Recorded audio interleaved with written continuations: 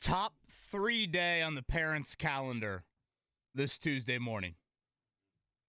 I think first day back to school probably still takes it, but Mark Dykton probably the better one to chime in on this. Is it number 2 on the list? It's up there. Yeah, my wife is making sure that there's no delays, no cancellations today. She was on edge. The audible reaction from Maddie Bowen last night when we went to bed and we were not on a delay or a cancellation. I'm surprised. This is news to me. There's no delay or cancellation today? There are some. Okay, I was about to say. Be very clear. I'm sure some counties. I would say a good amount of 2-hour delays. Okay. But hey, you let the sun come up. Isn't that the thing? Let the sun come up so you can see all the snow and ice. Does the sun even come up? Well, that's a great point. Before these kids go to school? It doesn't come up until like 8 o'clock anymore, so I've been told. Let's start there before we get into certainly a heavy news cycle here on this Tuesday morning. Thank you for spending with us, Kevin Bowen, Mark Dykton, and Andy Sweeney. We got Wade in watching us here in studio on this Tuesday morning. Thank you to Wade for that. Commutes in on this Tuesday morning. I thought a little bit dicier than I would have expected. Yeah, I mean, mine was mostly fine. Again, I'm Irvington, so people know. 5 minutes extra. Yeah, I'm flying down Washington. 10th Street was fine. It was more 1 lane than 2 lanes, but it was a plowed 1 lane, so you knew where the 1 lane was. It's funny. Me and Mark met in the elevator today, and I actually got stuck today. I don't mind saying it. It's been a little bit of a morning. There was a sense. Wait, stuck in the elevator or on the streets? I got stuck. We have a big back alley. With the houses behind us and our row of homes, a lot of the communities do there in Irvington. And I mean, there really wasn't that much snow, but I just think with the combination of now it's a little icy out. That's the issue that we have, that it's a little bit icy.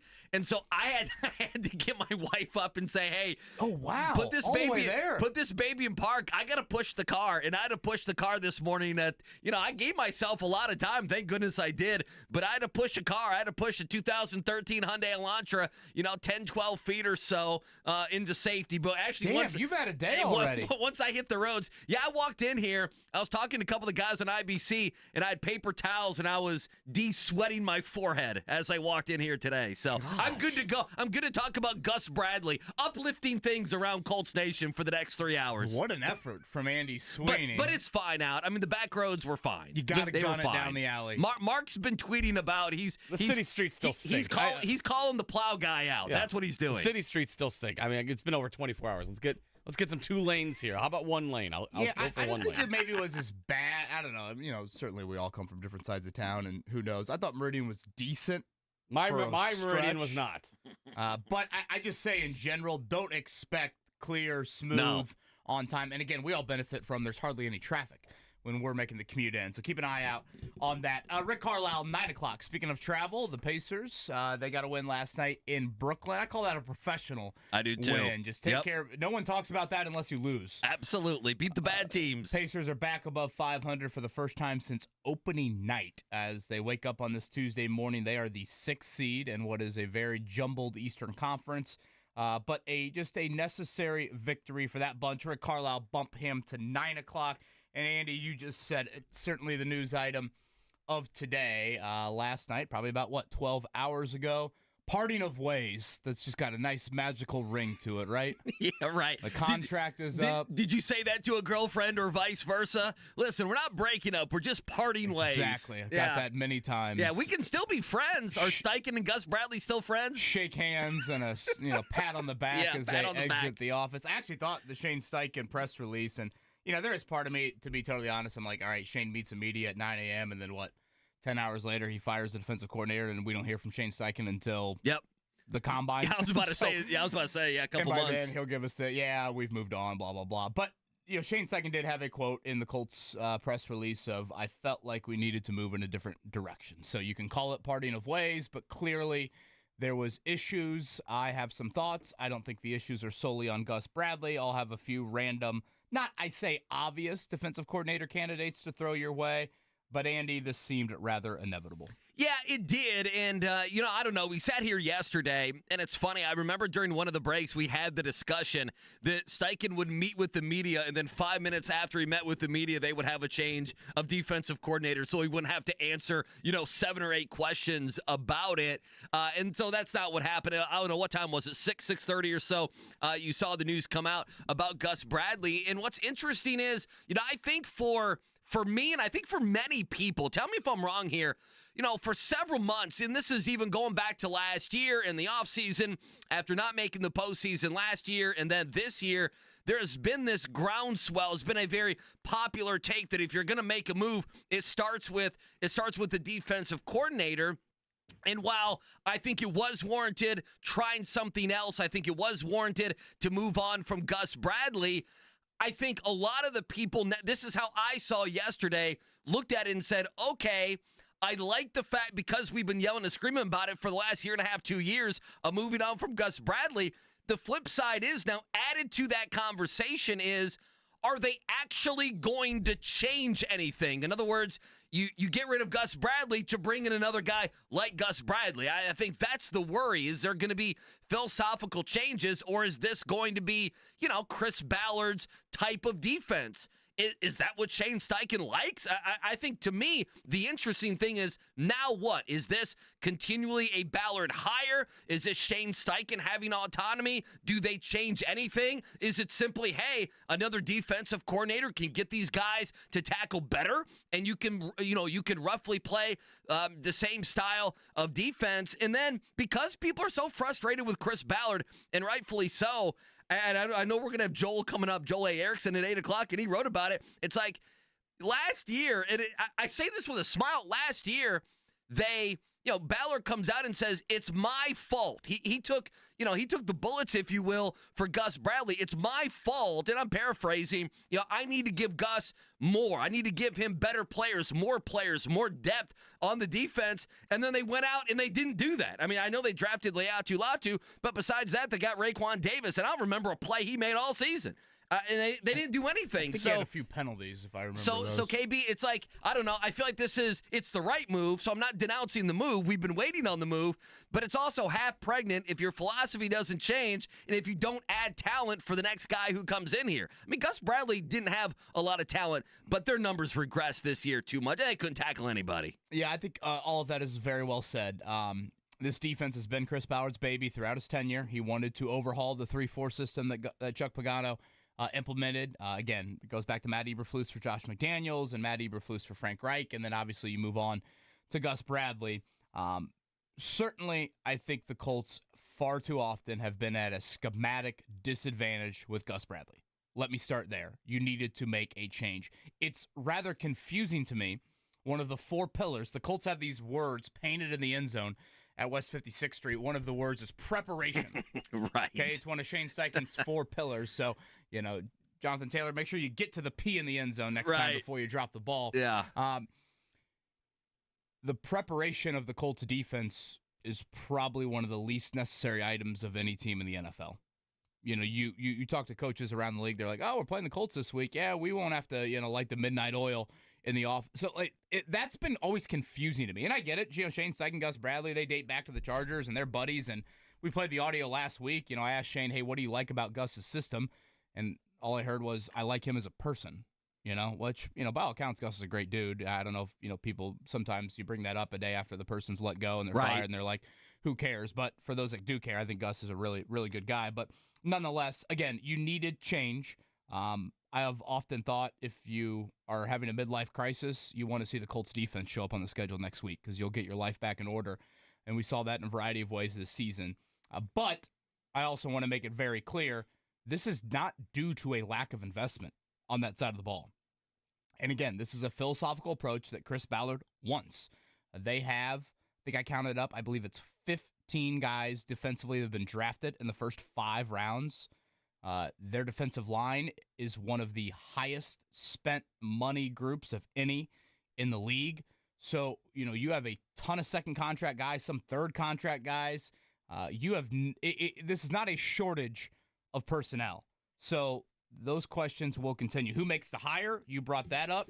I think that is something that I'm curious about. And for those that missed the news yesterday, Chris Ballard's press conference to wrap up the season will be tomorrow at 9 a.m. So among the list of questions there, I would venture to guess that will be on it. Yeah, programming-wise, we're going to take that live at 9 o'clock. And I'm smiling because, there are going to be a couple fireworks in this press conference. And Mark, at what point, what we need to, at some point today or early tomorrow, set an over-under on dump button moments for Chris Ballard tomorrow, right? 2.5. I'm setting the early line at 2.5. I think I'm taking the over there. It'll be Hollywood-esque, him falling on the sword. I went back and watched last year's season ender. God bless you. Yesterday, and oh man, I forgot how the eye failed in the dramatic pause. It was beautifully well done. It was. He's great at these 35-minute press conferences. In fact, he might be the best in the NFL. Like yesterday, Shane Steichen says the word ass. I'm like, is that the first time we got an ass from Shane Steichen all year long? I think it probably that is. That one seemed like it really was.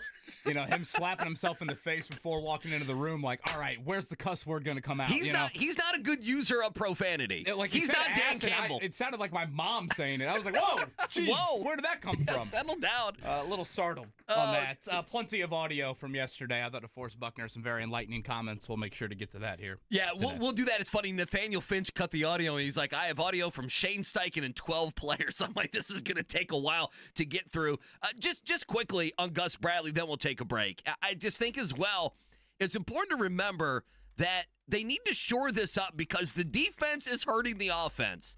Not to mention it's not helping them win games, but, while they don't allow big plays, and they still allowed some big plays, the time of possession for this team is got to be something that you fix. The other team was on the field for so long, and then while you're not allowing the big pass play, KB, how many times did we see the last couple seasons, even think of this year, that a team could run the ball on like 3rd and 11 on them. We'll just run Jamar Gibbs or Josh Jacobs or anybody, right? The Jags did that on Sunday. I think the Jags did it. It's like, the Giants did it a couple times to him a couple weeks ago. It's like, it's 3rd and 10. We're just going to do a draw play up the middle and get 13 yards and carry tacklers and everything else. So time of possession, they would always have as well this season, it seemed like, just a terrible half. And then they come out and they play well in another half, but it's like you guys just played as bad as you could in the first half or the second half. And I just,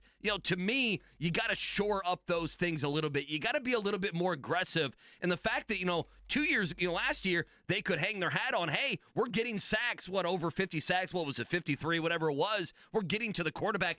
This year, boy, some quarterbacks left the field with brand new jerseys. I don't remember them hitting Mac Jones other than the final play of the game. Do you? If I don't hear the phrase "bend but don't break" again, oh my God, I'm so tired of hearing of it. I'll consider 2025 a successful year. Yeah, I would agree. Yeah, it's just you're not. I don't want it to sound as hyperbolic as it might, but I just feel like the Colts have been so soft with their defensive approach. Bend but don't break. That to me is such a soft mindset. And at the very least, Andy, if the other team gets 2 first downs on you, okay, you flip the field. And now your offense is put into a less than favorable situation. So much more defensively, again, a couple of, candidates that maybe, I actually think there are some headlining candidates that people know of that you've already seen kind of thrown around. We'll mention some of those, but I got a few others I want to get to here at some point. Again, the Pacers win last night in Brooklyn. They are above 500 for the first time since opening night. They have won 8 of 9 on the road.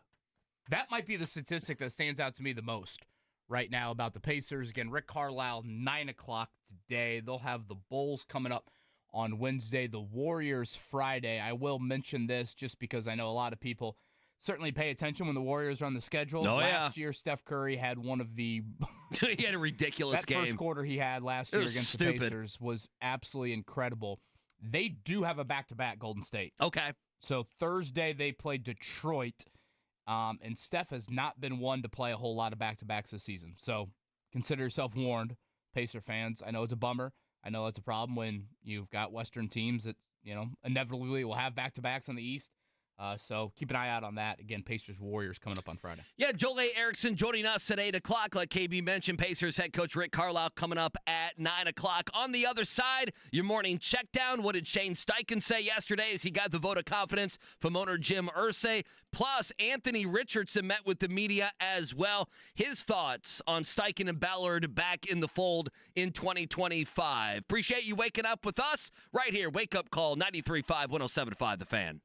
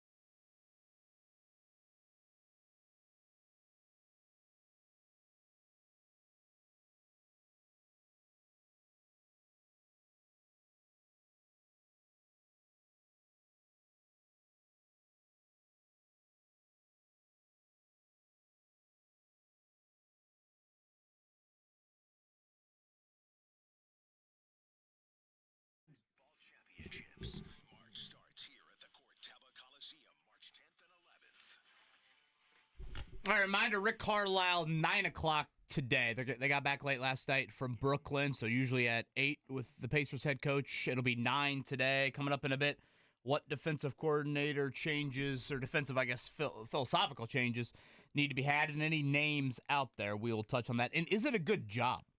Ooh, good question. I like that. I think you could it's a tricky one. Go a couple ways. Yeah, you could on that. But Andy Sweeney, I assume you will lead off with some audio. Yeah, I mean, obviously, the big news: Gus Bradley being fired. He was at, the parting of ways that happened right after I think JMV got off the air. I think it was 6:15 or so. That's what always happens, seemingly. So Gus Bradley is gone. So we'll get more Gus Bradley sound tomorrow when Chris Ballard meets with the media. 9 o'clock, we'll carry it live right here on the Wake Up Call on the Fan. But Shane Steichen did meet with the media yesterday, and he knows he has the support of ownership. Yeah, no, it's huge. Obviously, to have the support from the owner moving forward. Got a lot of respect for Irsay and what he stands for and the person he is, and it means a lot. As we go today, we'll get Steichen on culture, Anthony Richardson, the defensive issues, and much more. Now, as for Anthony Richardson, he also met with the media yesterday, and he supports Ballard and Steichen back for another season. That's great, honestly. Have a lot of faith, in Mr. Ballard and Coach Shane, just them, believing in our team and just the stuff that we're able and capable of doing, just having them and just the respect and the trust that they instill in us.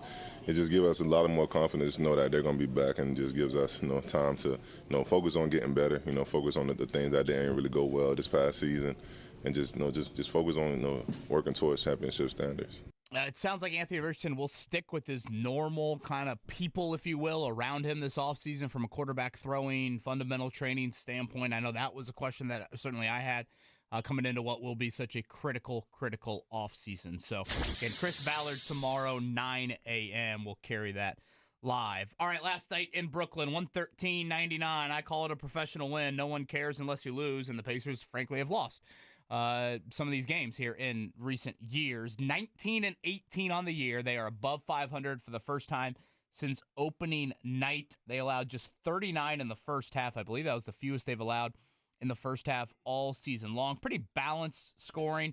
Tyrese Halliburton with 23. Benedict Mathurin, I thought, had a nice stretch there in the second quarter. He had 20. If you look at the Halliburton numbers, Andy, in his last 170 minutes on the floor, 3 turnovers. It's pretty good. Last 3 games, 83 points, 31 assists, 3 turnovers. Bulls pretty good. Coming up Wednesday, Warriors Friday. Their first game with Cleveland. I've kind of been waiting for them to play Cleveland this season. Their first game with the Cavs coming up on the road Sunday evening. The only other thing I had was, is it just me? Were you let down at all yesterday on Black Monday? I feel like we got nothing. I thought everyone was supposed to be fired. So we have 5 openings, correct? Jets, Saints, Patriots, Bears, Jags. Yeah. Am I missing any? Yes. Yeah, that's it. Okay, and the Raiders. The Bengals fired the defensive coordinator. Yeah. I guess we're still kind of waiting. Raiders, Titans. I'm thinking the Maybe Titans not. aren't going to do anything with Brian Callahan. Will they do something with the general manager? I mean, that was the thought there. The general manager may go with the Titans. Antonio Pierce. You know what's interesting about Antonio Pierce?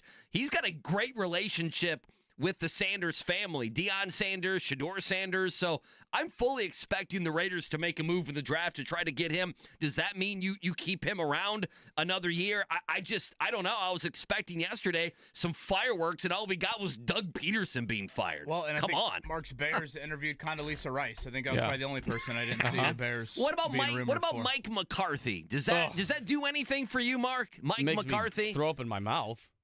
No, yeah, I don't he's want. a professional. He's fine. He won a lot in Dallas. I don't want Mike McCarthy. All right. No, thank you. What about Mike Kafka? Gosh, he hated that as much as he hated Marcus Freeman's He name did. being He turned thrown around his nose the up at Bears. Mike McCarthy. You just want Ben Johnson. That's all you want. I do want Ben Johnson. I don't know who anybody who wouldn't want Ben Johnson. I can't imagine looking at the Giants this year and said, you know who we need to talk to? That offensive coordinator for the Giants. Well, maybe they watched the Colts game.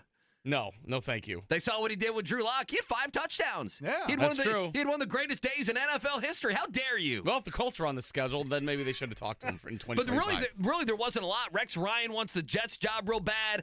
We mentioned some of the Bears. The Jets are interviewing everybody. Jalen Hurts is still in concussion protocol. Otherwise, it was a rather quiet day yesterday in the NFL. Again, we will share a couple thoughts, and I cannot wait Thursday morning. We will have Sean McDonough join us. That is, of course, the ESPN play-by-play man. He He was on the call of Notre Dame and Indiana. He was on the call of Notre Dame and Georgia.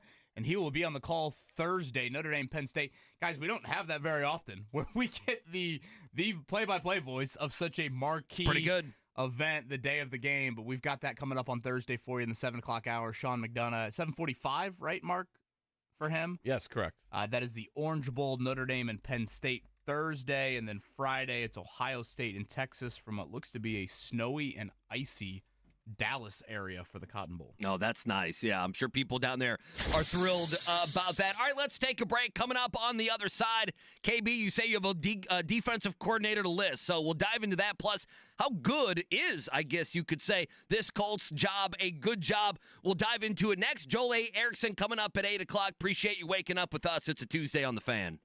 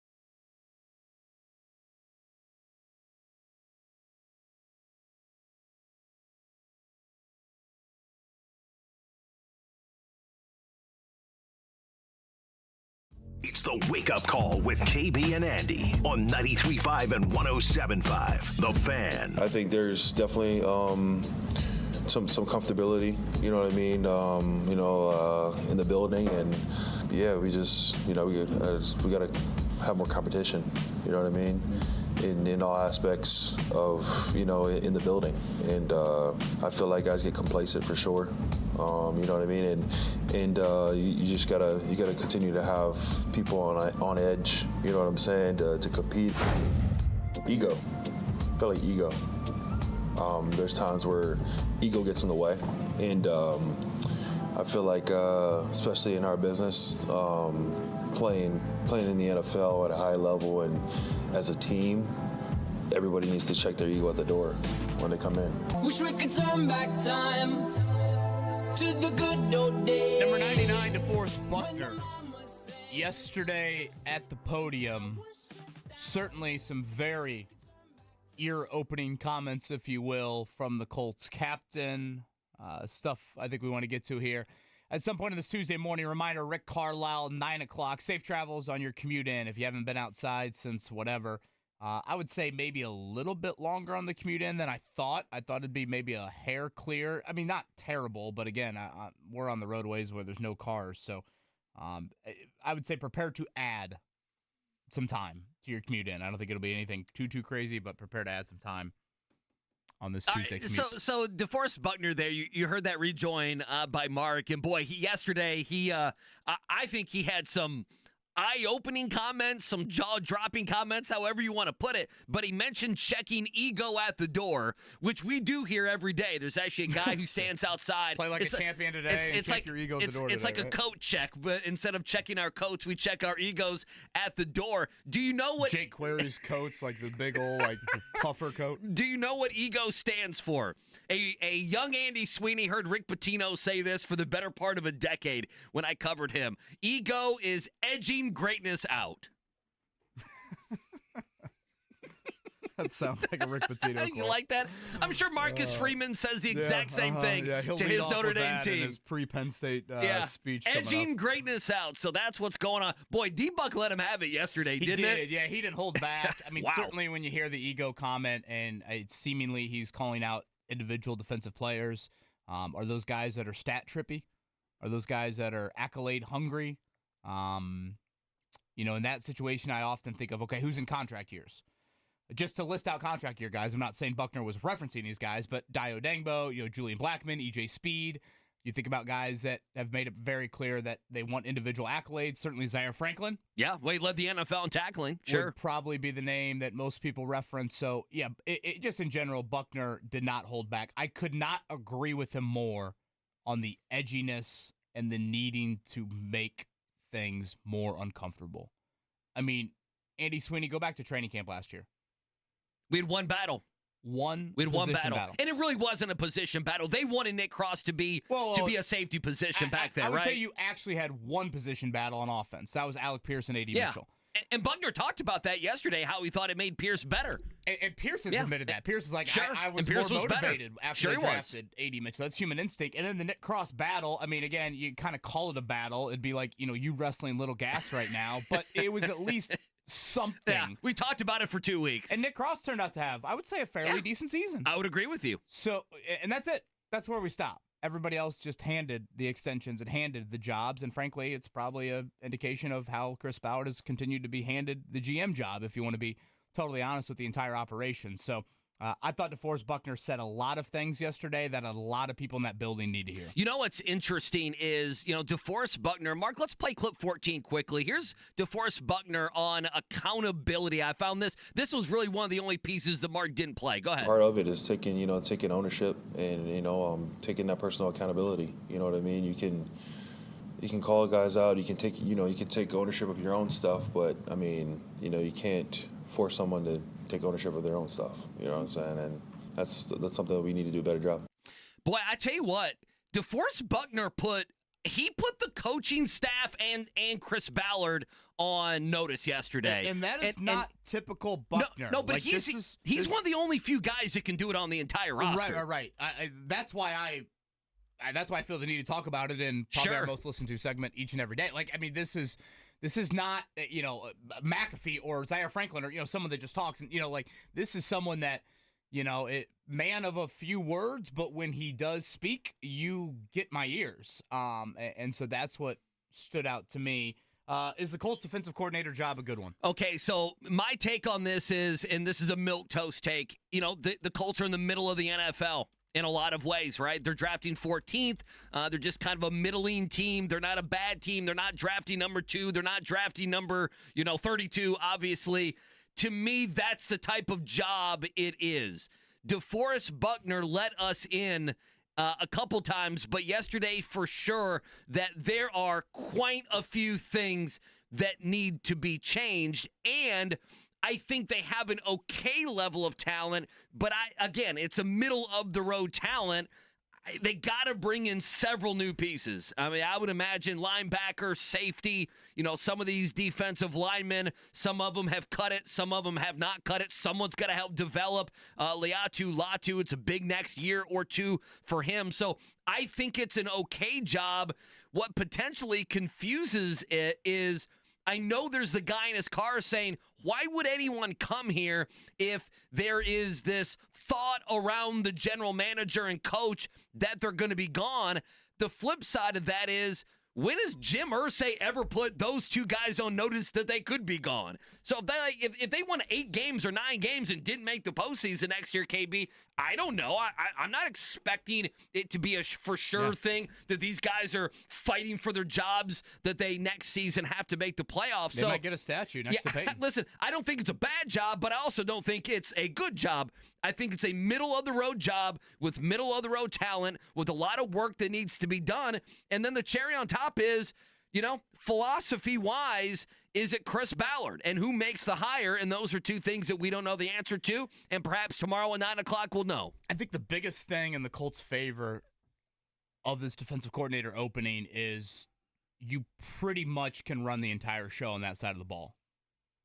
If you watch Shane Steichen, he is not one that is very hands-on with that defense. Now, maybe he'll feel the need to be more hands-on, but still, at the end of the day, you're calling the plays. Right. It's your unit. That is probably the biggest pro. And, every time this debate comes up, and Mark's dealing with it right now, how good is the Bears' job compared to other openings? I often side with, guys, it's 1 of 32. Let's not overreact too much to it. That's a good point. I mean, sure. This is still guys 1 take jobs. of 32. But if you are a Robert Saleh, a Matt Eberflus, a Dennis Allen, Lou Anarumo, who just got fired from the Bengals, if you're some of these guys that have notable defensive coordinator resumes and you're weighing options, now that does come into play. Now the whole, you just brought up, is this a lame duck situation? How would you not at least think about that if you are an accomplished defensive, voice in this league and you have multiple options to weigh?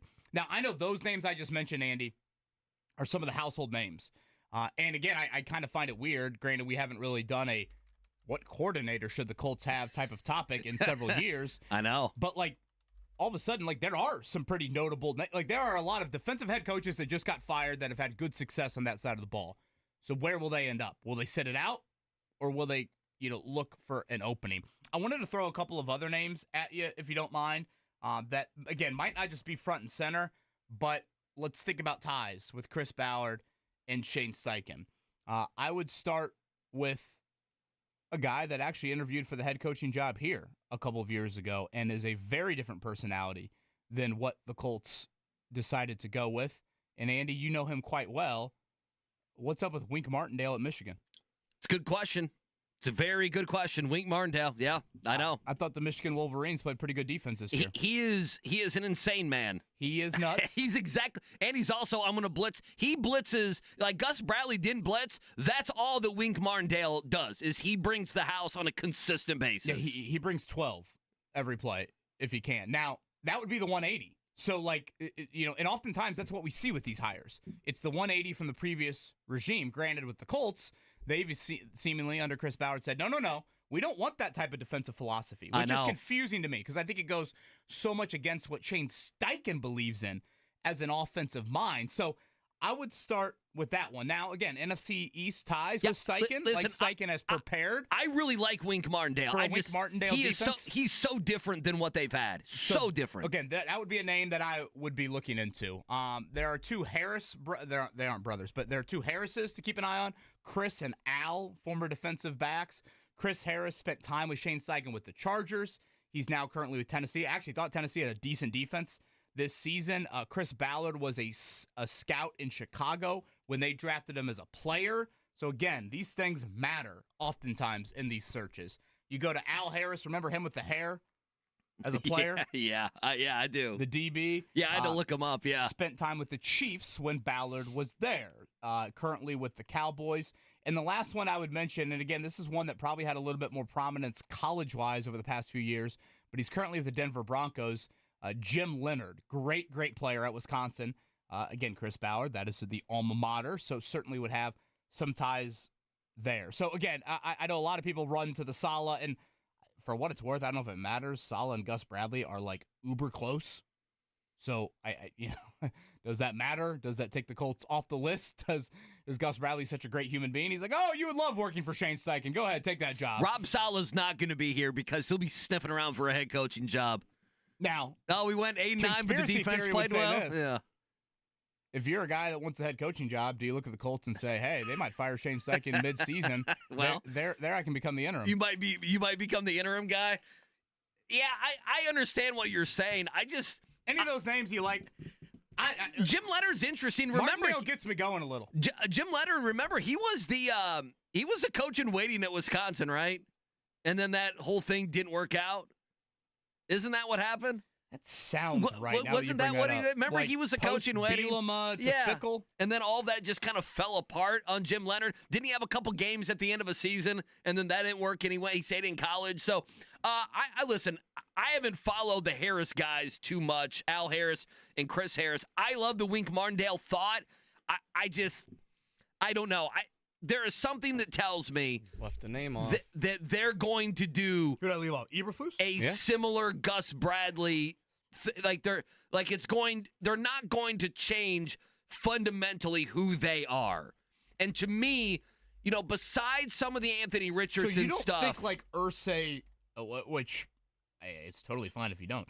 You don't think Irsay demanded anything like, hey, I don't want Gus back, and I want defensive philosophical change. You don't think that was part of the mandate? I can see Gus being gone, but not philosophical change. Does that make sense? Which I would strongly disagree with that. And I kind of say that, I guess, in the opening segment. Like, it can't just be Gus is, and I hate using that term, but like Gus is the cancer. No. Like, listen, I agree with you, but there's a difference between what we think and what we think could actually happen. I'm not giving them the benefit of the doubt. Thus far, KB, they're running to the script. They're going by the script of what our worst nightmare was. That at the end of the season, we got a letter from Jim Irsay, and I know you want to dive into that here in a second, which we'll do. We got a letter we got 5 paragraphs from Jim Irsay. We got Shane Steichen's going to be back. We got Chris Ballard's going to be back. We had Irsay tell us that if you're a fan that wants immediate changes, when they're not immediate changes, when one guy's been here now for more than 8 years, we figured they would get rid of Gus Bradley, and thus far they've made no other moves. They haven't done anything. They just got rid of Gus Bradley. So it almost tells me that they mostly think they're okay, and they mostly think that a play here or there is going to put them in the playoffs. They don't think about it as we don't beat good teams. They don't think about it that the only teams we beat are teams with rookie quarterbacks or backup quarterbacks or third-string quarterbacks. They look at it and say, if we can bring in a guy that can help out the tackling just a little bit more, we can get that extra win, and we can make the playoffs, and we can beat the Giants, and we can win one of these close games against the Houston Texans. I think that's what they're saying, is it not? Their actions have showed nothing else. I mean, they didn't get rid of anybody else yesterday, did they? They just got rid of Gus Bradley. Gus Bradley cannot be Carson Wentz of 2021. Carson Wentz got blamed for everything in 2021. He got blamed if somebody didn't play the right music inside of Lucas Oil Stadium, he got blamed. He got blamed for everything. And it was such a joke that that organization acted like that was the sole reason why everything fell apart late in the season. And you know what? We're going to switch that quarterback. We'll do anything we can to run him out of town, and everything's going to be rose petals in 2022. Well, narrator's voice, look what happened in 2022. That cannot be the case here with Gus Bradley. And look, you have brought up reason for concern. You have brought up reason to, throw up the yellow flag at that, and you are spot on. I mean, all of like, there's a tint of like, this is how I think it should be run, but should and actually being run are two different things. Because when I read the Jim Irsay letter from yesterday, he said it in the letter, I am an optimist. You can't live in a world of optimism. You have to live in a world of realism, or else you're going to get the results that you've gotten as a franchise. You're going to be in the worst playoff drought that your franchise has been in 3 decades. That's the harsh reality of where you're at. You're looking at me. Listen, I think they're good. I think they're doing the Carson Wentz thing. They're doing it with Gus Bradley. Oh my gosh. Why else would you? I know. If it doesn't happen today, how long does it take to have these meetings after a season? If you're Shane Steichen, don't you kind of know which direction? If you're Chris Ballard, don't you kind of know that, hey, there's a few guys here? Now, some guys will probably move on to other jobs. Doesn't that usually happen? Yeah, so I'm sure there'll be some openings. But as far as looking someone in the eye and saying, listen, we are moving in a different direction, you could easily convince me. In fact, I'm already convinced that this is it. And if I put an over-under at it, I put an over-under at like a half. That they might do that with some position coach. I think there needs to be additional staff changes. I mentioned yesterday, I think the voices around Anthony Richardson need to be different. I think you need a change there. But specifically with this one, defensively, I'm going to wait to see what the hire is. I get where you're coming from. It's a good point. But let's wait and see exactly what they decide to do. And I don't know, maybe Chris Ballard's comments in 25 hours will be different. 9 o'clock tomorrow, we'll carry that live here on the show. Chris Ballard's season-ending press conference. Terry chimes in here. He says that they should go get Notre Dame defensive coordinator Al Golden. Yeah. You know what? I agree. That'd be a shirt-off time for Kevin again. I agree. Go get Al Golden. That'd be a good idea. I think the last time I cried, maybe the birth of Max Bowen. I'm trying to think. Maybe there's something in between then that I've cried for. That would be a crying day. I would weep. Al Golden. Crying over Al Golden. Wow. That's quite something. I'd like to give the man a hug and say thank you. Yeah, but ever since Al Golden Thursday night, come on. Ever since Al Golden got rid of the tie, I viewed him a little. He's got a very hey, I'm a smart guy look now. Before he had a very hey, unfamiliar, I'm a football Al Golden, guy. Defensive coordinator at Notre Dame. Right, he's done a very good job. A disaster of a tenure at Miami as the head coach. He was with the Bengals staff on their Super Bowl run, left there. Marcus Freeman hires him at Notre Dame. He's been unbelievable. I loved how many times ESPN showed him in the Georgia game. As soon as the third down stop would happen, he just walks right back to the bench. I feel like as a defensive coordinator, is there anything just more rich in the turn your back to the field, job is done, I can't wait to meet my men here at the bench? Al Golden's got to be making what, a couple mil? These college coordinators make a lot of money. Oh, yeah, which I think do. is a very good point to bring up. Like right now, Al Golden is sitting pretty. So this gets back to what we just had of, yes, I largely think it's 1 of 32, and you are calling the shot. I mean, you are the play caller. You are not, under a defensive-minded head coach. But still, there will be some candidates that if they have multiple options, they're going to look at Indy and say, okay, 2 things. Is it lame duck? And 2, the personnel is largely under contract. I know. EJ Speed and Julian Blackman, right? Those are the only 2 starters? Right, safety and a linebacker, right? So, that's about it. Are we going to have hard conversations about some of these guys? The Colts only have their normal draft allotment. It's not like, oftentimes under Chris Ballard, they've had the additional round pick. So, and again, relying on rookies to come in and instantly impact is a bit foolish. So, those would be some questions I would have. Let me ask you this. Is the offense or defense the bigger problem? Because we've talked so much about Anthony Richardson, but you listen to DeForest Buckner, and he's calling out his guys, and a lot of these guys, as we just mentioned, are under contract. I mean, he's talking about how there's no competition, which is telling you that the players, A, aren't great at the first level, and B, that there's no depth behind them. And I think you have seen that for the most part this season and the last couple seasons. He's talking about no accountability. I mean, these guys have been dealing with probably a very kind and nice environment on the defensive side of the football. And, we talk about, hey, who's going to make the hire and, what are they going to do philosophy-wise? You mentioned Wink Martindale. This is a kick-you-in-the-ass type of personality. That's not what Gus Bradley has been for the last several years. I think the building needs that. And that's part of it. I don't think, when DeForest Buckner says we need to be more on edge, I don't think there's enough on-edge voices, players or coaches, inside of that building. You asked, and Joel Erickson's going to join us here in 5 minutes. You asked just now, offense or defense, bigger issue. I'd say this, the offense is more problems on both sides of the ball. Let me start there. Offensively, it's a little bit more explainable. Defensively, it's probably more damning, if that makes sense. It does make sense, and you're right. All the starters. I cannot stress this enough, how much investment the Colts have made on that side of the ball. Premium draft picks and a whole lot of money. And yet, you have been 29th, 28th, and 24th in points allowed each of the last 3 years. And even if you don't want to look at points, they rank in the bottom, quartile of sacks per game. I love how bottom quartile is now gone into my lexicon. Did you use it to be funny there? No, or I didn't. Did you use it? Look at you. I literally didn't. It's now just a part of the 8 things that I say, and maybe I should throw that in there. By the way, third down percentage, they're not good. Yards per, there's just not a lot you can point to defensively. And again, that's Chris Ballard's baby. That's been the investment. Offensively, you could, if you wanted to, you could just chalk it up to, inconsistent quarterback play. But defensively, I think it's multi-layered. Oh, and I had the stats. I can't find it now. I had the stats on kind of where they ended last year, and it wasn't very good. By the way, during the break, KB, you need to screw in your mic again. It's like teetering on the edge. The little bolt up here. No, I'm not touching that thing. Oh, you have to. It looks like it's gonna fall at any second. I've been looking there before. I've been watching it for the last 20 minutes. 29th in total D, 26. In passing yards allowed, 24th in rushing yards allowed, 24th in points allowed, 30th in red zone defense, 26th in sacks. Just a couple numbers I wrote down. Are you seeing these hands? I am. Is Wade watching right now? Colts pass it's a professional right here. Hands like this. Look at this. Like Larry Fitzgerald. You have better hands than A.D. Mitchell. Reggie Wayne. Oh, come on. That's not nice.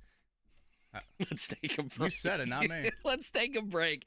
Coming up on the other side, what now for the Colts? And is Gus the only move we think the Colts will make this offseason? Joel Erickson from the Star, he joins us next.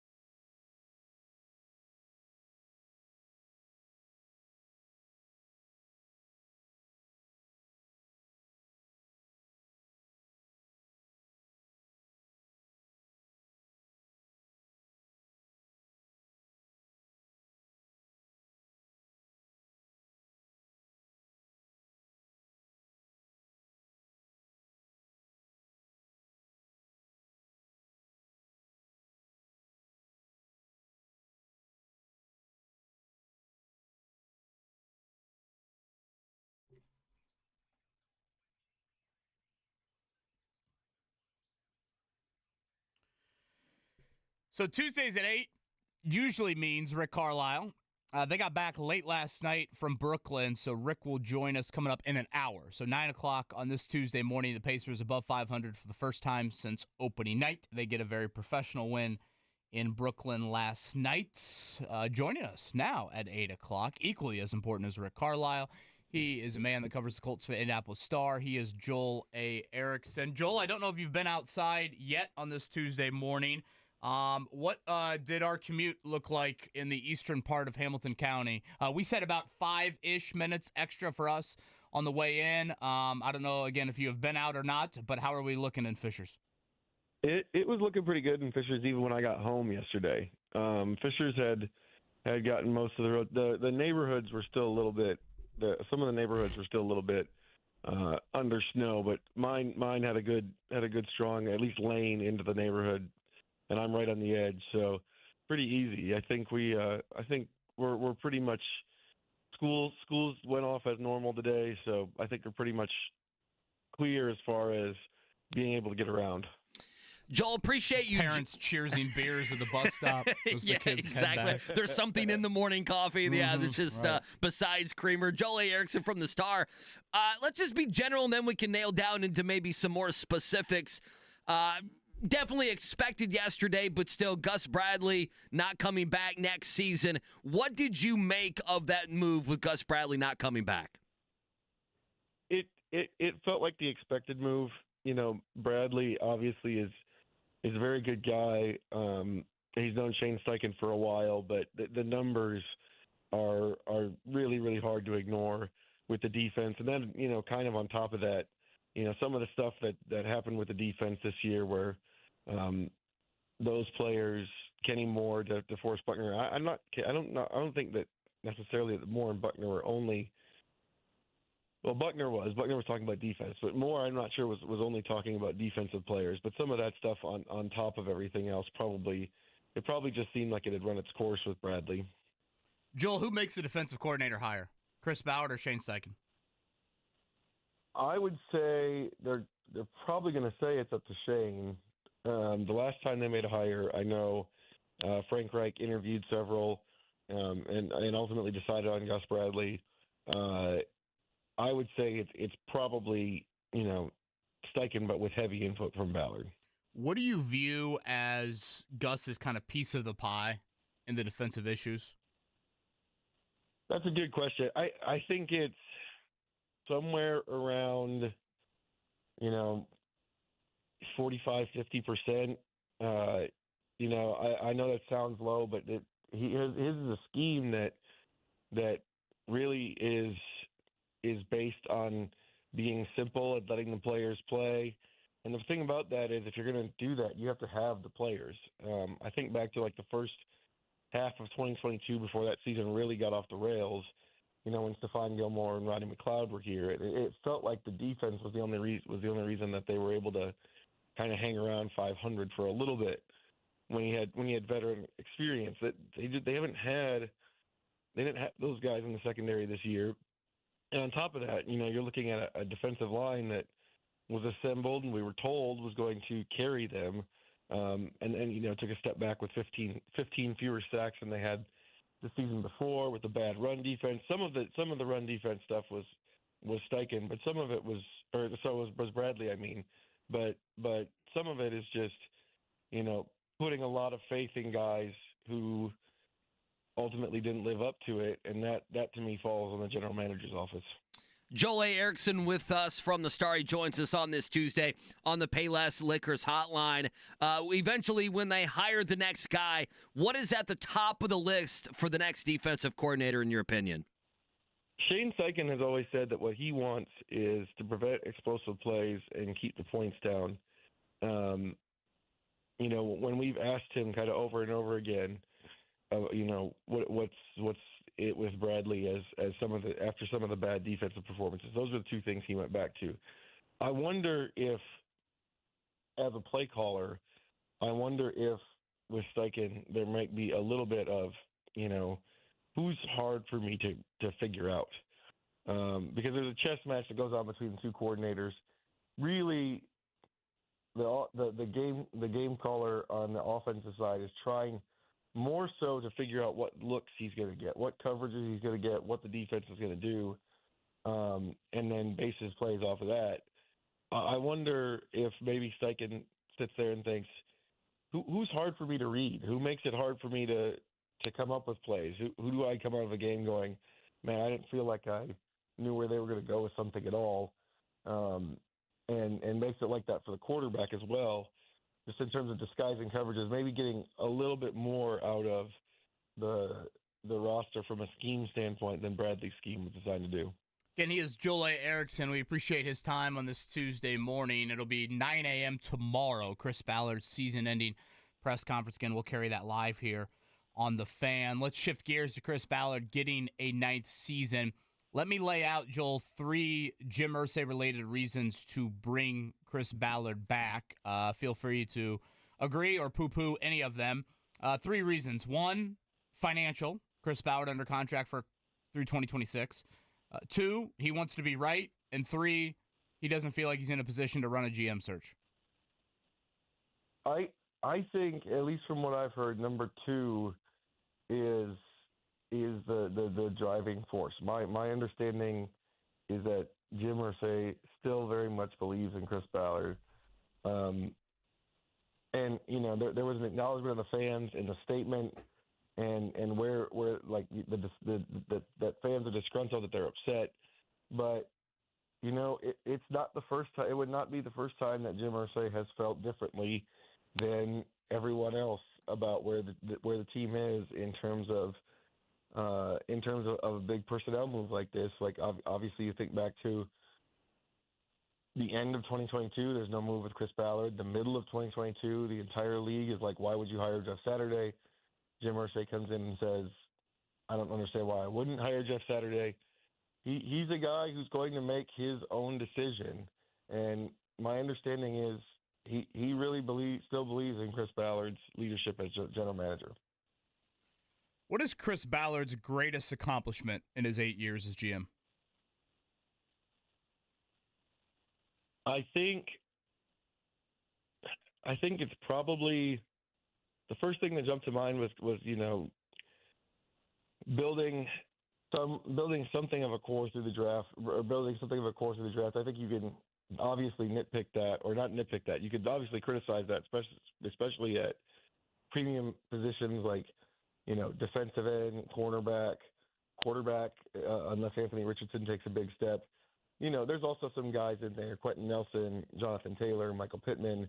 I think the receiver core in general, you know, the top 3 this year, he can point to that. I think there's a lot of stuff draft-wise that's been good. You know, obviously you can point to just as many busts, but drafting, I think most people know, is an inexact science. So I think that's the biggest thing, is that they have been able to build a core through the draft.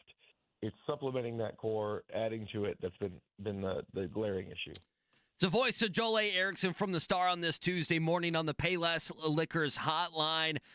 Competition-wise for Anthony Richardson, let's go to the quarterback here for just a second. We heard yesterday, and I know he was asking in his media scrum there, hey, what about if they bring in somebody to compete with you at that quarterback position? I'll believe it when I see it. They haven't really done that the first couple years. Anthony Richardson, where does he need to grow? And then what do you think they do at that backup quarterback position? Do they find someone that's going to push him? You got to have someone that's competent. We've already seen he'll at least miss a month of the season. What do you think they do there, backup quarterback? Well, I was already on record before we got there yesterday as saying they need to bring in competition. We ran that story. That was my post-game story before my pretty harrowing drive home, actually, on Sunday night. But what they're going to do, you know, I just keep coming back to he's got to be better as a passer. I asked Shane Steichen several questions about this yesterday. Shane Steichen wants to throw to score and then run to win. And this year, that philosophy came under fire because he tried to throw early instead of running Richardson and Taylor. But I don't think that necessarily means that that's a bad philosophy overall. The reason they couldn't do it is because they didn't have the quarterback to do it. Again, I think that the Michael Pittman, Alec Pierce, Josh Downs trio is maybe a little bit underrated in terms of they don't have a superstar in there. Don't get me wrong, but we've seen in some games that those guys can be very productive. Pierce had a very good season that people weren't expecting. Downs and Pittman were limited by injury, but you could still see in some games what they could do.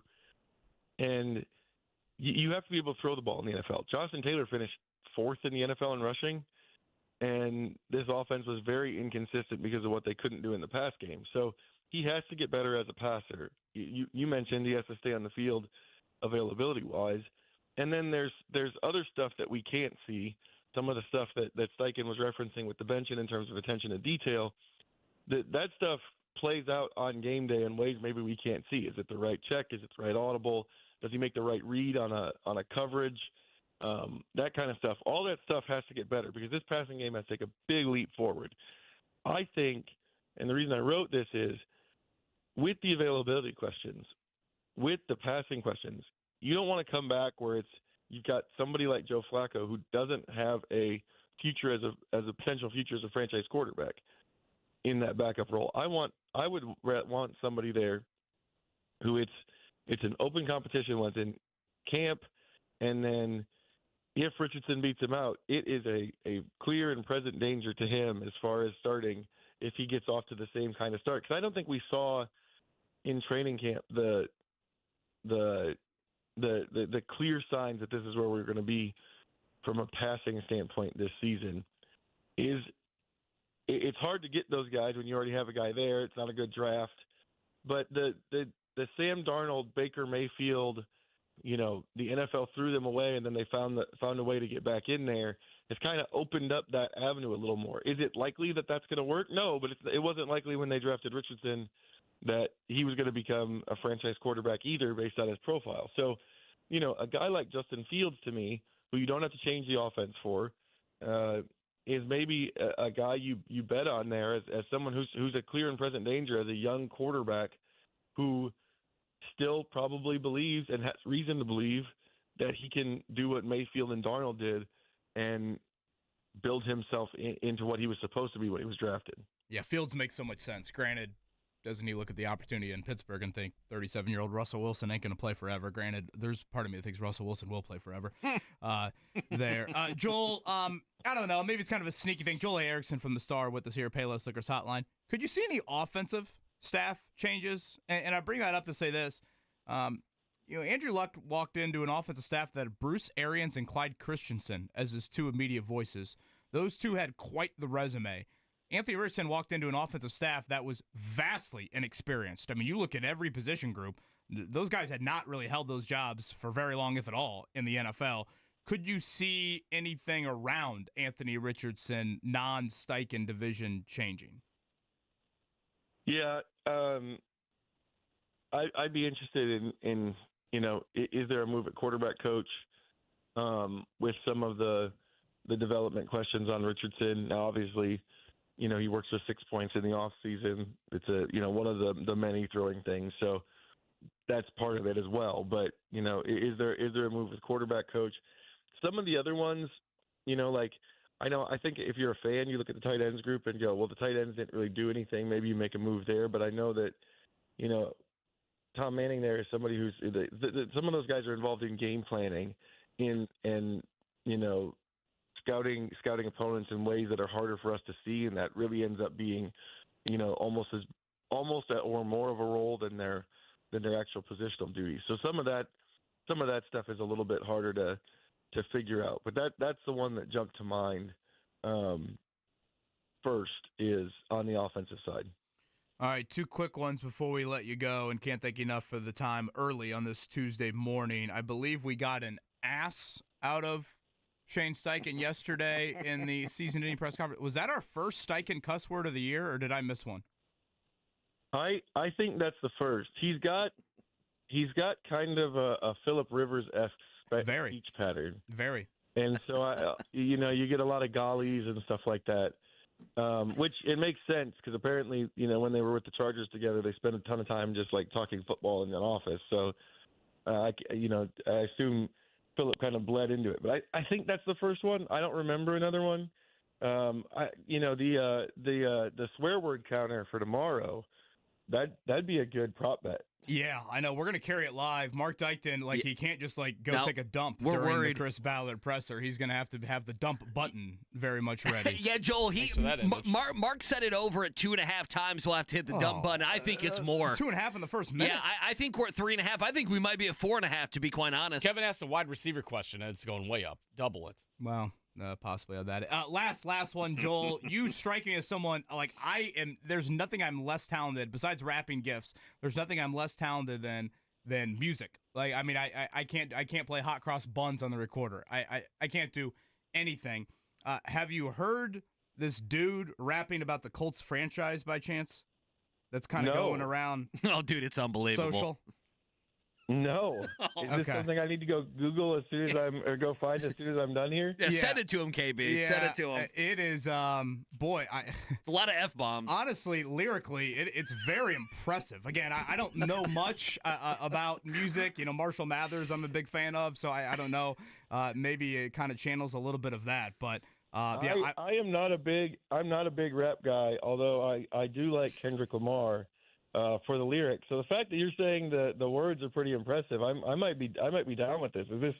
Do I need to be playing this on the way into the press conference? Well, I don't know if I'd go on that end. I don't know if it's being played too much over at West 56th Street, but I would just, if you have 3 or 4 minutes today, I would check it out.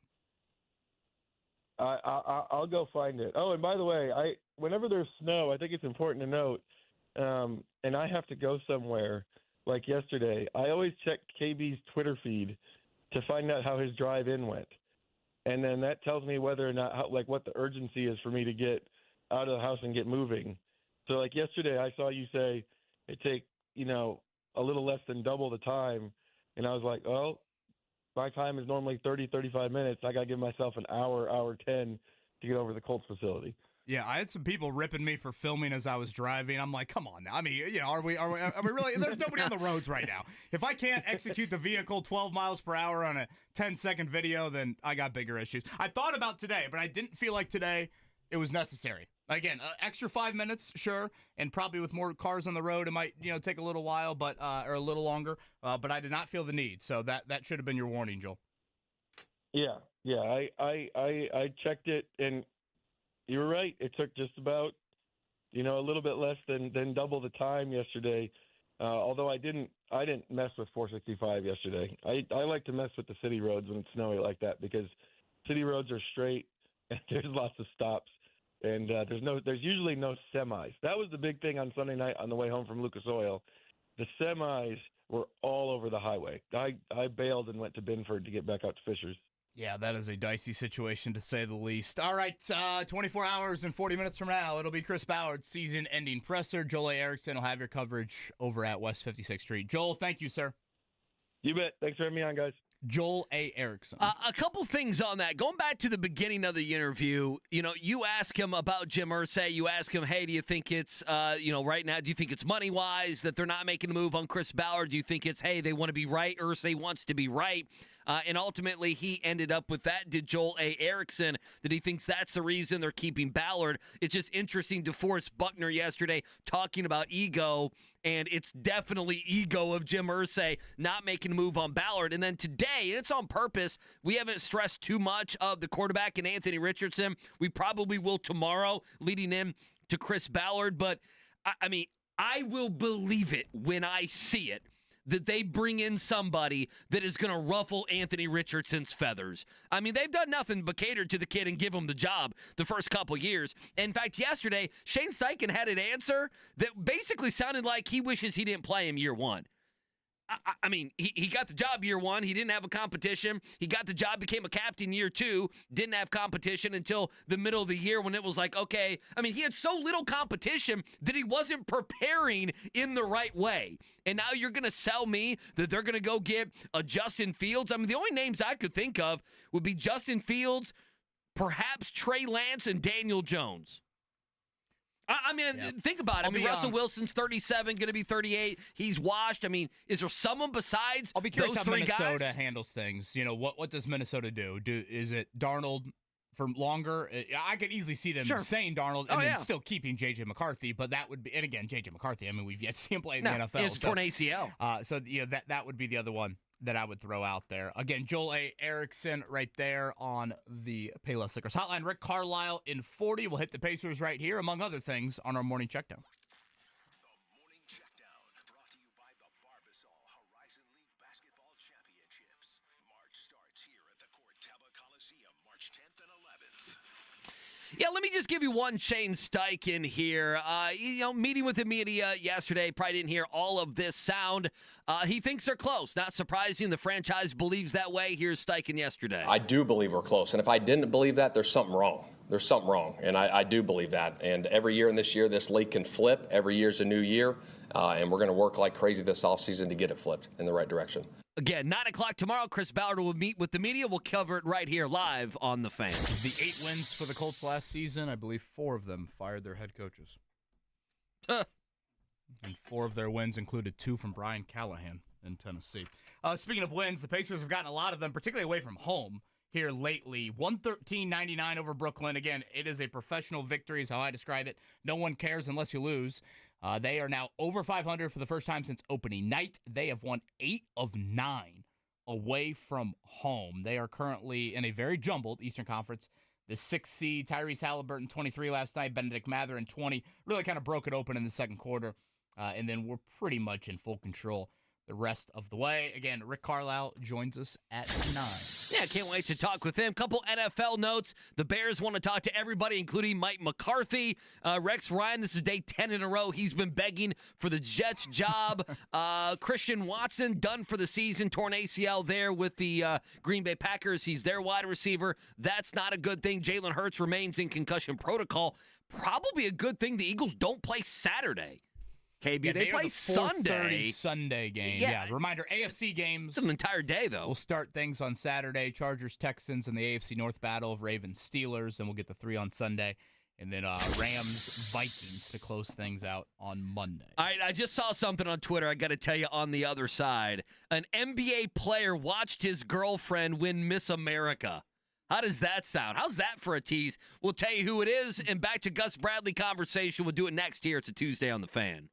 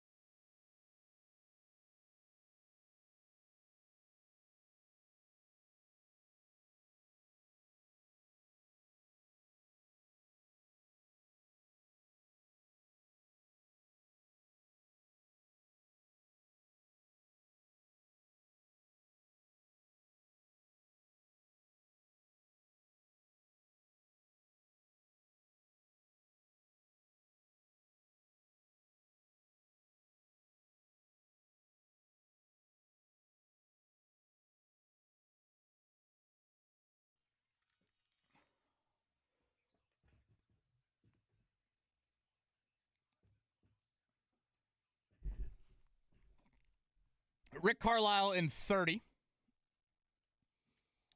I went back and read Jim Irsay's letter to the fans for the 137th time yesterday. One more item stood out to me that I certainly want to make sure that we hit on here in a few. You had a romance update you wanted to get to in the NBA. I'm a little nervous about NBA and romance. Okay, well, although we did it's get understandable. The proposal. We got the Pacer Power Pack Cam Jam. Beautiful proposal. Oh, I did see that. Yeah, that's pretty neat. Great. I'm not totally anti being engaged at a sporting event. I know many people are. I guess it's different if you're the drunk guy in Section 322 or if you're someone who's involved, in the game or entertainment. But Walker Kessler. Oh, sure. Of the Utah Jazz. Yeah, big dude, right? Yeah, he's a 7-footer. Shocking enough, he's dating an Alabama cheerleader by the name of Abby Stockard, and she won Miss America. I guess this is, I don't know, yesterday. I don't know. It's sometime very recent. But the Jazz put on Twitter a video of him watching her being crowned on his iPhone. How about that? With a teammate. How about that? Look at that, KB. How's that? Walker Kessler. That is beautiful. His reaction is tremendous. Abby Stockard, who is an Alabama cheerleader and nursing student. Now, he's an Auburn guy, right? Yeah. Boy. Which is also what makes it funny. Check the trees out of the chapel before they get married. Make sure nothing's poisoned. Yeah, what was the young lady's name? Remember A.J. McCarron? Obviously, the Alabama quarterback was dating... And I can't remember her name. She was an Auburn student. Remember, Musburger was. Musburger was getting excited. I gotta look that up now. How do I not remember her name? They showed her a few times. Catherine right, Webb. Catherine Webb. How could we ever forget? Great recall. The years of Catherine Webb. I think I remember that her and that dude who asked those questions at one of the presidential debates. What was his name? Ken Bone. Gosh, you're all over it.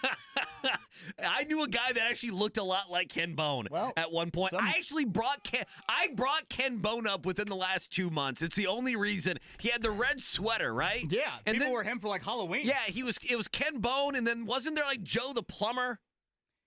For some reason, I'm just remembering Ken Bone, and some might say that's what Brent Musburger was. Taking a look. Yeah. At Catherine Webb. Yeah. Easy transition from that. Rick You see that lovely lady there? She does go to Auburn, I want to admit that. But she also Miss Alabama, and that's A.J. McCarron's girlfriend, okay? And right there on the right is Dee Dee Bonner. That's A.J.'s mom. Wow, I'm telling you, quarterbacks, you get all the good-looking women. He's talking to Herb Street there. I'm surprised Herb Street, Shockingly, you just plug in Catherine Webb on YouTube, and it pops up immediately. Herb Street's just petting... his dog. And crapping on everyone in the college football playoff. Yeah, I'll probably stop there before I get myself in trouble. I read Jim Irsay's letter one more time yesterday, Andy. And, all right, there was something in it that we did not talk about yesterday, right? Correct. There was one more item I had to get to. Okay? All right. It's kind of late. Actually, I think it might even be the last paragraph. Okay, let me bring it up. He has the sentence of, I know fans who want an immediate change in leadership will be disappointed. Right. Why would this be characterized as immediate change? This is not Gerard Mayo in New England. Well, exactly, yeah. This is, in Ballard's case, it is a 9th crack at it.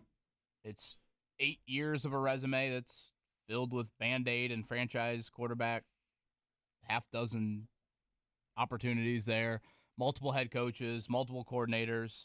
I mean, I can't agree with that whatsoever. To me, nothing of it screams this would be an immediate change. That language, I think, is so poor to describe what you're doing and going with a run it back. And again, if you want to play the Andrew Luck excuse for seemingly the 600th time, if you look at the quarterbacks that will be in the postseason here upcoming this weekend, Andy, 11 of the 14 quarterbacks were acquired by their team after the Luck retirement.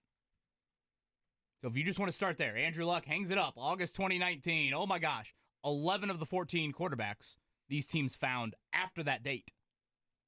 And if you want to look at the general managers since the last Colts playoff win, general managers, so you're building a playoff team, right? Half of the GMs were hired since the Colts last won a playoff game. So when you think about that, right? You're not even going back 10 years. That's the point here. No. Yeah, you're not going back a decade or 8-9 years. So the building has been done since the Colts last won a playoff game. Seemingly all the quarterbacks were found post Luck retirement. So I don't get that comment at all. The immediate change. This is 8 years of a resume. You don't have individual games this season or last that you point to and think, if we can just replicate that. Remember when we beat Josh Allen or Jared Goff or, whatever, C.J. Stroud this year, any of these quarterbacks. And you had another joke of a quarterback schedule. I was looking at it the other day. I think of the top 12 or 13 quarterbacks this season, I think you played 2 of them. Allen and Goff, I think, were the only ones. And so you just... no way, shape, or form does it scream immediate change. Well, and Allen beat you with no wide receivers. If you remember, they had Mac Hollins in that game, and they had Sharif, I think. I think he played in that game, but Amari Cooper was out, if you remember. Keon Coleman was out in that game. Well, listen, we talked about this yesterday. When we talked about this yesterday, one of my takeaways was, A, the immediate change point is just flat out wrong, and B, there is a tinge of, and I know it's not Irsay totally writing this article or this letter. I don't know how much he writes in this letter. I don't know if he just okays it. I don't know if it's PR people around him, family around him. I do not know how the construction of this worked out. But there is a tinge of looking down on the fan that the fan is wrong. The fan has been more right about this team than you all have. I don't know any way to put it. We yelled and screamed about, KB, they needed a better secondary. Why don't you use some of that money that you got sitting around in free agency? They didn't do it. How does that look now? How does it look now when Drew Lock has a career game, when Malik Willis is able to be competent? Hell, they're lucky they won the other day against Jacksonville. Mac Jones scores the first 2 times he gets the ball, goes right down the field, and scores a touchdown. They got burned by Trevor Lawrence, who had a horrific season, a fired staff with Doug Peterson. And so this immediate change, it's fundamentally not right. It's not true. There's no part of it that is true. And even if you said something, you fired Gus Bradley. When did he get here? 2022? There's been a lot of guys that have been on that staff a lot longer or have been around the team a lot longer than Gus Bradley has. Again, it's either Irsay is not reading, or the people around him are not reading the room, or they just, quite frankly, don't care. And I know the fans who want an immediate change in leadership will be disappointed. How could you look at anything around Chris Ballard and say that is immediate? It makes absolutely no sense. The fans have been more right about this team than the leadership has the last couple years, and that's a striking thing to say. By the way, we brought it up yesterday. Maybe a caller actually asked us about it. Remember you had the Fire Ballard sign that was held up over the empty McAfee suite? Was it a bed sheet? Is that what it was? A white bed sheet? It's impressive to get that into Lucas Oil Stadium. Oh, it's so cold. You probably wrapped it around your body and just walked in. See, you fold it up, you put it under your sweatshirt, you got a big coat. It's not going to set off any alarm. Yeah, you just look like a fat guy watching a football game. Some mom is looking for that for laundry day. She's like, where'd that bed sheet go? The guy that had the sheet, he was listening yesterday. Oh, was he? Good. Yeah, what did he say? He reached out. He wanted to clarify some things. Okay. He said that he did not get kicked out of Lucas Oil Stadium. Okay. He wanted to make that very clear. He was asked to take the sign down. He said that the security person said something to the effect of, I understand free speech, but they don't want you doing that. Yeah. So in a world where we talk about pronouns a whole lot, I don't know what they necessarily means in that reference. I don't know if that was, Jim Irsay and all the third-party security people coming together at 10 a.m. on Sunday morning saying any Fire Ballard signs must be removed. Now, can you have I think my question would be, if it's not a big bed sheet, could you just have a poster? That, to me, would have been the better test of... I think that would have been... I did see a couple of brown paper bags. Yeah, not as many. Not as many as I thought from Colts fans. Which, to be fair, I don't think... I don't know if we get a lot of those in our groceries these days. It's a great point. You have to pay extra for No, those. you have to, if you're doing the paper bag over the head, you saw that with I know Giants, Jets, Bears, Titans are 4 teams that for sure had bags over the head. I'm sure I'm missing some other ones. You got to go out and you got to specially buy those, right? Like you got to go to a store and buy those. You're probably not even getting that from your Kroger or Whole Foods or whatever, right? Am I wrong there? I haven't seen one of those in years. Some of those fan bases would probably like to put plastic bags over their head with the way their teams perform on the field. You're much more against the taking away of the bed sheet than I am. Yeah, I'm more wanting to know what they would do if there were a bunch of posters that said "Fire Ballard." I mean, you know me. I want people to storm the field after every win. I know. I know you do. Huge proponent of you pay to get in the building. You can do a whole lot. Do you think? And when I say a whole lot, I mean, how harmless is holding up a sign?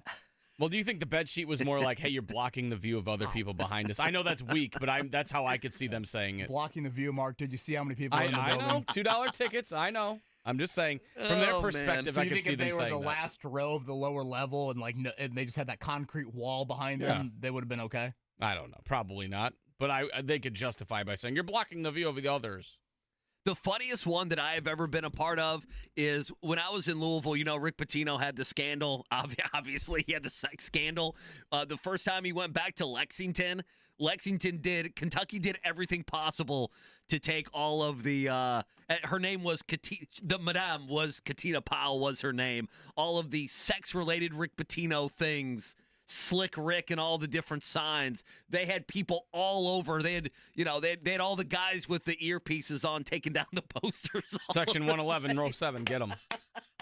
and they had to take down like 20 of them. I mean, people brought them in. I would love to be on the earpiece and just watch that whole operation unfold. Thank you to Luke for this. Boy, talk about context we needed. Joe the plumber was a real person in 2008. Yeah, Luke's saying. So was Ken Bone. He was asking Barack Obama about his tax plan. He became this is all Luke, by the way.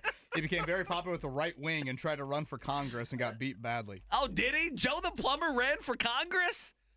How about that? New. That's okay. So I'm learning something. You're supposed to learn something. The great Jim Valvano said you're supposed to learn something each and every day. I feel like I learned that Joe the plumber ran for Congress because he once asked Barack Obama a question. Is that the most 12 we've ever years talked ago about politics on this show? Oh, probably. I just remember Joe the plumber, and I remember he's a real guy. As was Ken Bone. Ken Bone's a good name for like a punter. Ken Bone's a good name for something else too. 7th rounder, we took Ken Bone out of Maryland. 43 yards. The coffin corner is what he's known for. Did I tell you I almost got hit by the Jags punter on Sunday? Did I tell you guys this? No. Oh, in what way? So I'm doing my TV hit before the game with Wish, and Logan Cook is his name. Okay. And he's coffin cornering. You know, he's sure trying to is. work on it. Yeah. And he had 2 or 3 punts where I'm noticing our camera guy like do the hands to the head. Okay. And I'm like, oh, bleep, does that mean me? Oh, sure it does. And so I didn't go full like panic, but I did do like a physical reaction to like I kind of tensed up. He came over afterwards, Logan Cook, and shook everybody's hands. Like, I'm so sorry about that, guys. Blah blah blah. I'm like, oh, that was a nice dude. What a nice guy. But he did. How close? I guess how close? I would say how close was it? I mean, it landed about 2 yards away. Oh, that's pretty close then. But I'm thinking, was it Pam Oliver that got hit in the head? Oh yeah. Yep. Oh yeah. Why am I thinking that was a Colts quarterback that did that? Oh, and I'm not trying to blanking. joke here. No, that was Curtis Painter. Well, I mean, hell, you could point to the current quarterback. I was going to say he could have been Anthony Richardson. Yeah, there is. Mark, go to look this up. There's a baseball player that saves a reporter from being hit in the head I've seen that with one, a line drive. Uh-huh. And it's not Nolan Arenado. Maybe it was David Wright, the former Mets player. Rick Ankiel.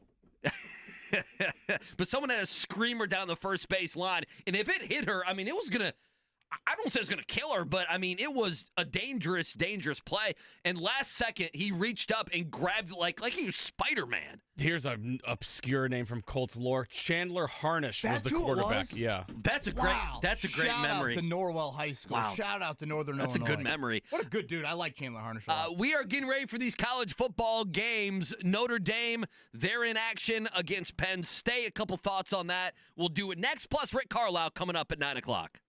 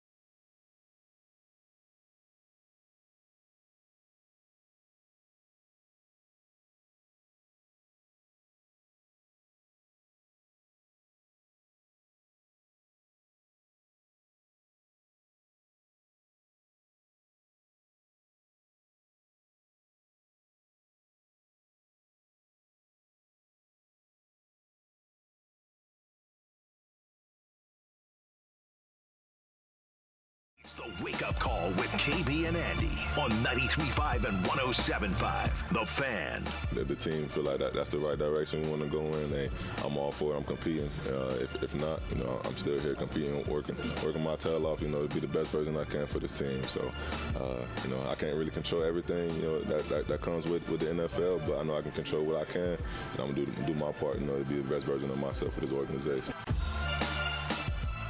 That's Anthony Richardson yesterday on his thoughts if the Colts would add some competition to that room this offseason. Joe Flacco, 39 years old, about to be 40, I think, like in the next couple weeks, is a free agent. I would like to see them add something of substance. I actually think they will. I know, Andy, you're a little bit more skeptical on that end. But exactly what it looks like, we'll see. Is it more the free agent? I mean, hell, that middle-ish round draft pick, that's something we haven't really seen. Yeah, but Joel talked about he wants to see an actual quarterback competition, right. And I just still cannot believe that would be the case.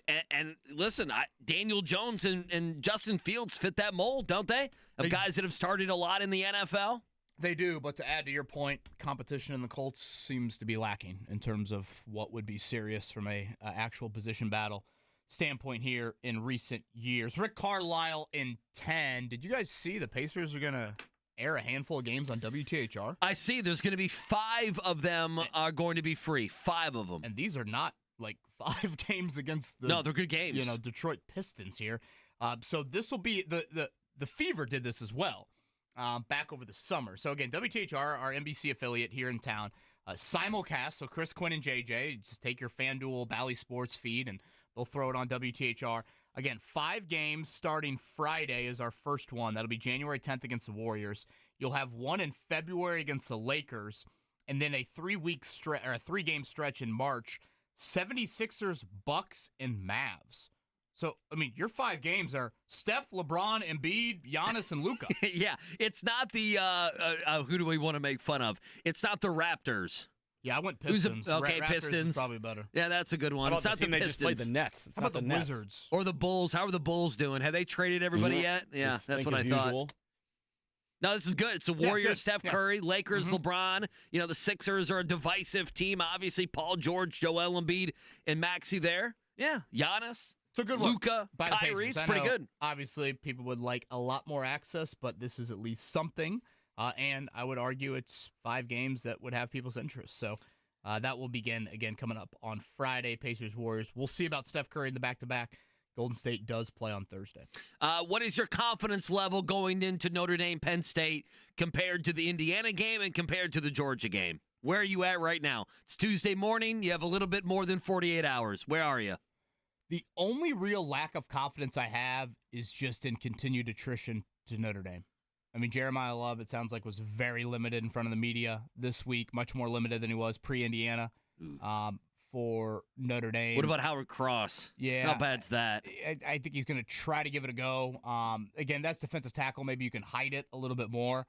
I do think Penn State isn't first off, Tyler Warren's a stud. And then secondly, I think that running back duo is really good. Singleton and Allen, I think, are a very, very good running back duo.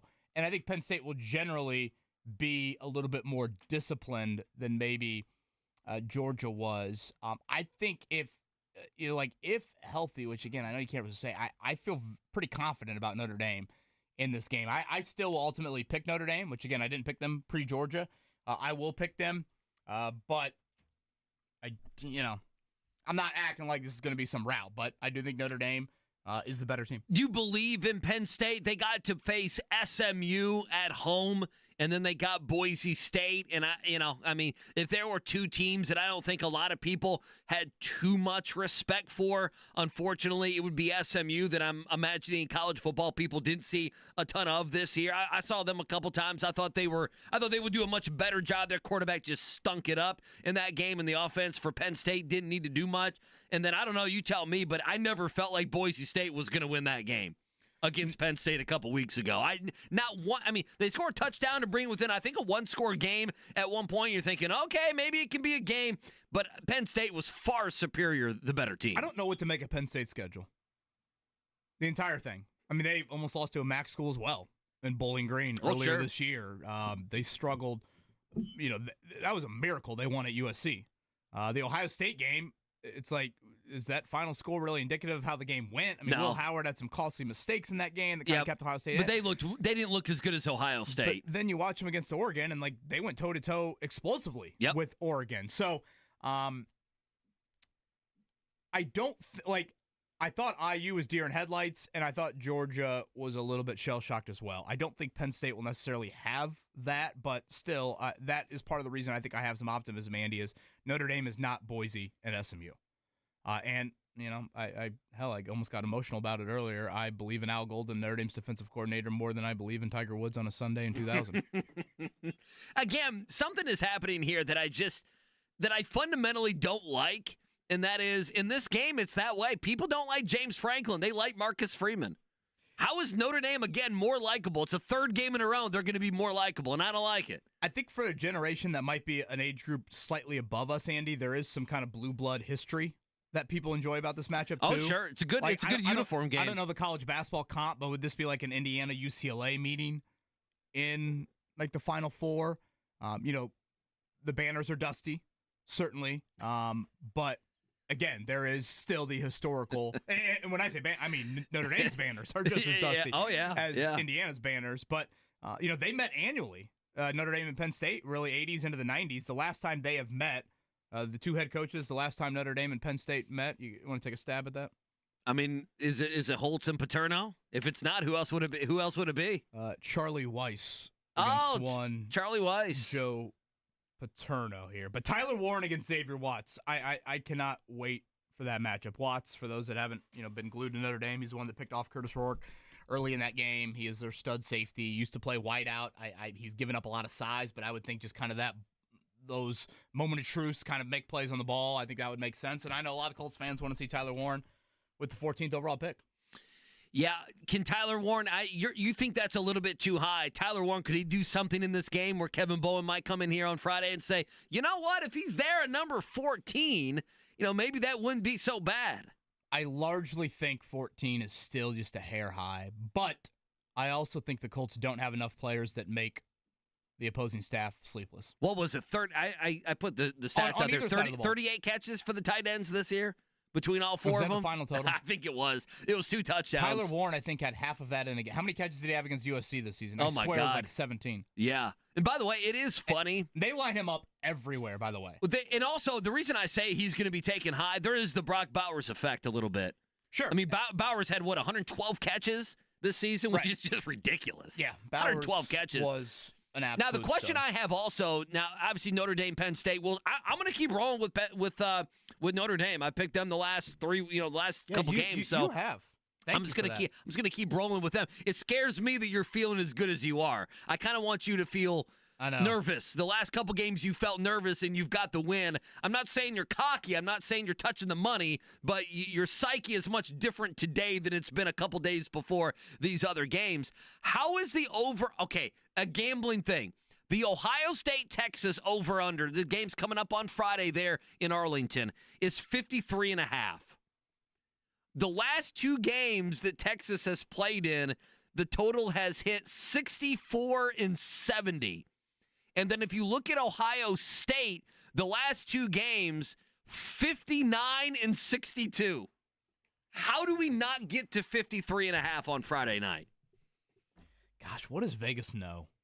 That's what I'm asking. We need the degenerates next door guys. We need Hammer in here. So what do they know? 53.5. And again, these numbers have been not even close. I mean, they've hit it, and they've hit it easy. The favorites have started to rise a little bit. Notre Dame is a slight favorite at the start. I mean, they're still only 2.5, but they are a 2.5-point favorite over Penn State. Ohio State, 6-point favorite. Do you believe in anything of Ohio State, Texas, and like what that crowd might look like in Dallas? Oh, it's going to be a great crowd. I think Ohio State's going to have more people than Texas. Yep. I think Ohio State fans are in their own backyard? Have you seen the weather? I mean, how bad is it? No, I haven't. It sounds like it's going to be horrific trying to get into town. Oh, is that? Well, then maybe that changes things. I don't know. I very much 50-50. Ohio State fans are crazy, man. Don't underestimate Ohio State fans. They're crazy. They're insane people. Rick Carlisle in a few. Jim Irsay with a tweet on Gus Bradley. Colts owner says this. Gus Bradley, one of the classiest men in pro football, and we will miss him. He will land on his feet, and I expect soon. thumbs up emoji. All right, so there we go. We got that from Jim Irsay.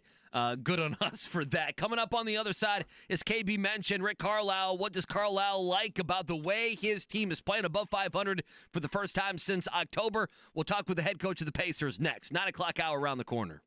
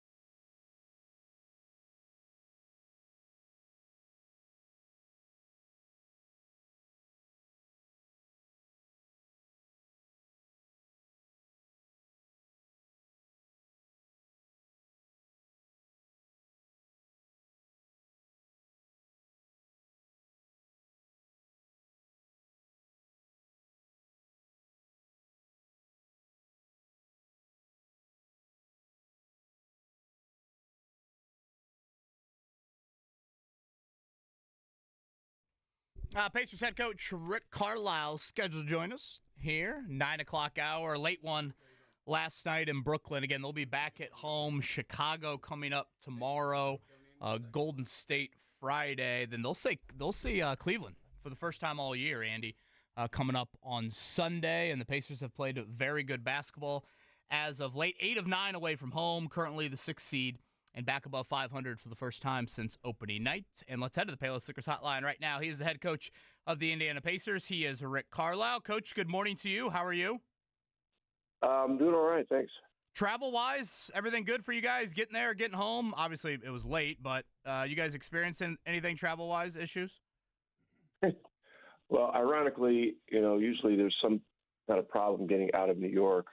And last night it was very smooth, traffic very smooth, flight very smooth, and then we arrived and they couldn't get the portable stair thing to line up with the door of the plane. So we sat on the plane for about 40 minutes while they messed around with that, but finally got off and got here, and all things considered, everything was okay. Picturing everyone sliding down. Thomas Bryant the pushing slide, T.J. McConnell a down 7-footer. Yeah. That's great. Rick Carlisle with us here on the Payless Liquors hotline. I just need, before we dive into your team that's playing some pretty good basketball right now, Coach, I got to ask, okay, so I grew up until I was 10 years old in Western New York, and I know you also grew up in the state. You're more upstate, if I'm not mistaken. Are you anti-snow because of your time in New York, or do you still love, like a white Christmas and you don't mind seeing the area get 7, 8, 9 inches of snow? Yeah, we used to have snow days all the time growing up, and it doesn't snow nearly as much where I'm from now. In Rochester, Buffalo area, you get lake effect snow now still, and it comes in buckets. And but as far as driving in it and all that, I mean, I grew up driving in snow and ice, and am very used to it. That's why it's been kind of funny over the years. We lived in Dallas for 13 years, and when Dallas gets a snowfall, I mean the whole city closes down for 3 or 4 days, and they just don't have a lot of plows and all that kind of stuff. But all in all, it's not a big deal. Yeah, I file me under I hate it now after all those years. When I moved to Southern Indiana, Coach, it was funny. You have a dusting of snow, you get a day off for school and work. So appreciate that. Rick Carlisle with us. You guys now 4 out of 5, 3 straight wins. 8-1? Your last 9 games on the road. What do you like about your team right now? How you guys are playing? Well, we're doing some things, some basic things very well, and one of the phrases that I've used over the years is dominate the simple. And when you're around this for a long, long time, as I've been, you realize that a lot of the game comes back to fundamentals, putting 2 hands on the ball, putting 2 eyes on someone that you're throwing the ball to. When we've played our best, we rebounded well. We didn't rebound well last night, and that was a big problem. But we kept turnovers down, and possession of the ball wise during this period where we've played better, we've done better.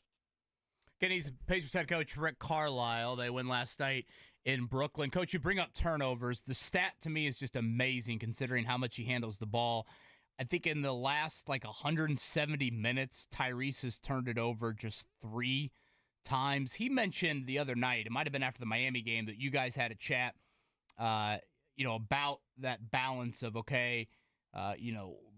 be a scorer versus a facilitator. Could you share a little bit of maybe what that conversation was like? Is that something you want him to decide pregame? Do you have to decide it in game? What is that balance between a guy that clearly is very gifted in both areas? Yeah, well, it's an ongoing conversation, and I believe it's an ongoing challenge for him. This year, a lot of our win-loss stuff stacks up with his scoring. And it's an easy stat. It's a confirmation bias if you're looking for it. But that was not always the case last year, even though he scored well last year. And so, he still has to strike the balance on a given night. And lately, he's really had it going scoring wise and shooting the ball well. And for me, I think the greatest thing is to have a pass first point guard that can score 30 and get 15 assists on a given night if needed, if he gets rolling, and if it's the right thing for that game in that moment. But he should never feel that it's forced that he has to go get a certain number of points. That's just my opinion.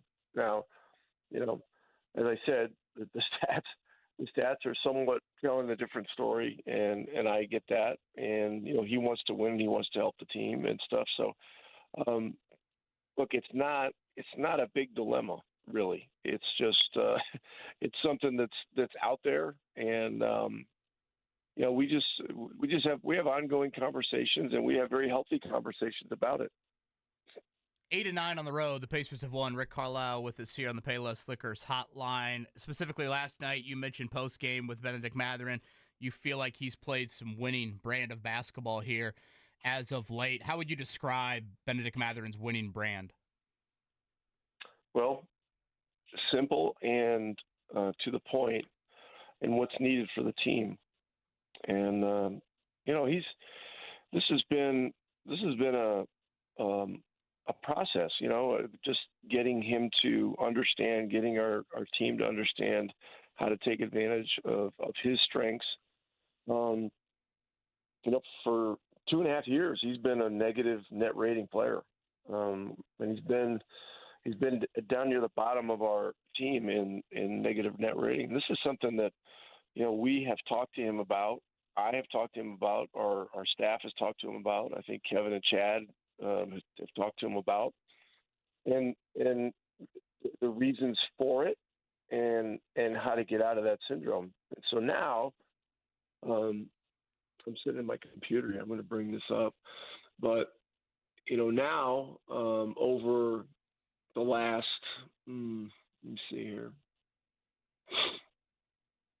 So we look at net ratings over, three different levels: last 5 games, last 10 games, and the season. And so he was a negative up until, I don't know. Look, the team wasn't playing well, and certainly was not all his fault at all. Okay, so last 5 games, Ben Mathurin, 32.4 minutes a game, net rating of plus 14, which is huge. Anything plus, I mean, you're considered a guy that has a very, very positive impact on an NBA game. Last 10 games, 33.2 minutes, net rating of 9.4. Again, huge. Really, really good. And overall through the entire season. And you got to remember, we went through tough stretches. We were 5 or 6 below 500 at different times. He's the number 3 guy on the team at a rating of 1.6, positive 1.6. So he's in the top 3 with Neymar, Pascal, and him. And then then it's Miles and Tyrese, and then it kind of goes from there. But look, it's hard for a young player today. His heroes growing up were Kobe Bryant. Kobe played a game where Kobe dominated the ball a lot. I mean, that was just how he played. But the game was different back then. And if Kobe was playing today, his game would look different, and his team's game would look different. And so, but anyway, the game today is a ball movement, quick decision, dominate the simple type of game. And if you are good in the possession areas, and as you guys have noted on this show many times, he's rebounding his ass off this year. Okay, so that has helped his net rating stuff.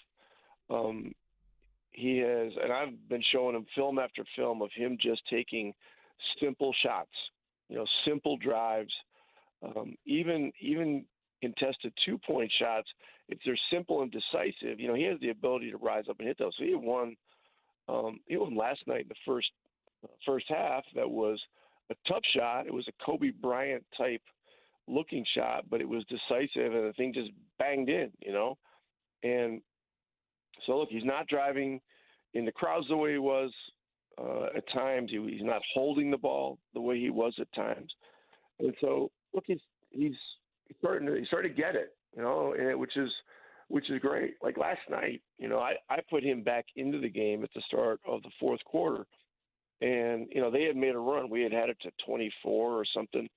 They made a run. They had it down to 8. Then McConnell makes a steal, throws it to Siakam. Siakam kicks it back to Mathurin, who's just standing there, and takes a catch and shoot 3 to get the thing back to 11. And the arena's going crazy. They got the noise meter on the jumbotron going nuts and everything else, and he just steps into it and just flicks the wrist, and boom, the place shuts up. And it's as simple as that. And so look, no player is perfect right now. He's not perfect right now, but man, is he playing well? And I've really seen this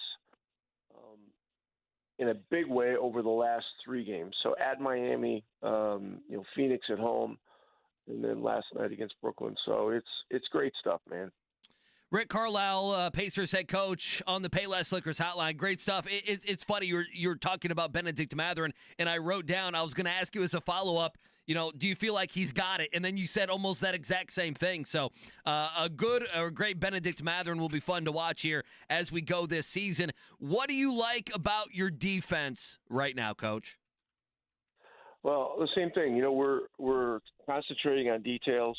Jenny Busick and Jim Boylan really operate our defense, and they've just done such a great job of building relationships with our guys, convincing them that physicality, friction are really important. Like, I'll give you an example. Like in the Phoenix game the other night, we had a 7-8 point lead a couple times, I think, in the first half, and then they tie it at halftime. And these guys got 3 monsters running around out there. These guys can just rise up and just shoot the ball over anybody. And we were just kind of letting them trot it down and get into their stuff. And again, Mathurin was key on this, because at halftime, we showed a couple of film clips of them just, not being able, or being able to bring it up under virtually no pressure. And so in the second half, we picked up our pressure.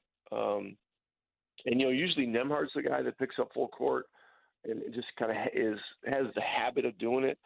But Mathurin and others, and Siakam, everybody's been doing it when we've been playing well. In the second half, we turned up our full court pressure. We created positive leverage for ourselves, and we just made it hard on them. And then, but we stayed consistent.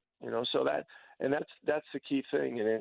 And right now, when we're playing well, we're defending with a physical posture and disposition on the one hand. On the other hand, we're keeping teams off the free throw line to a great extent, and we've been rebounding well. So, look, this stuff's like a marriage. You got to keep working on it. It's a constant challenge. Each team that comes in, like Chicago coming in tomorrow.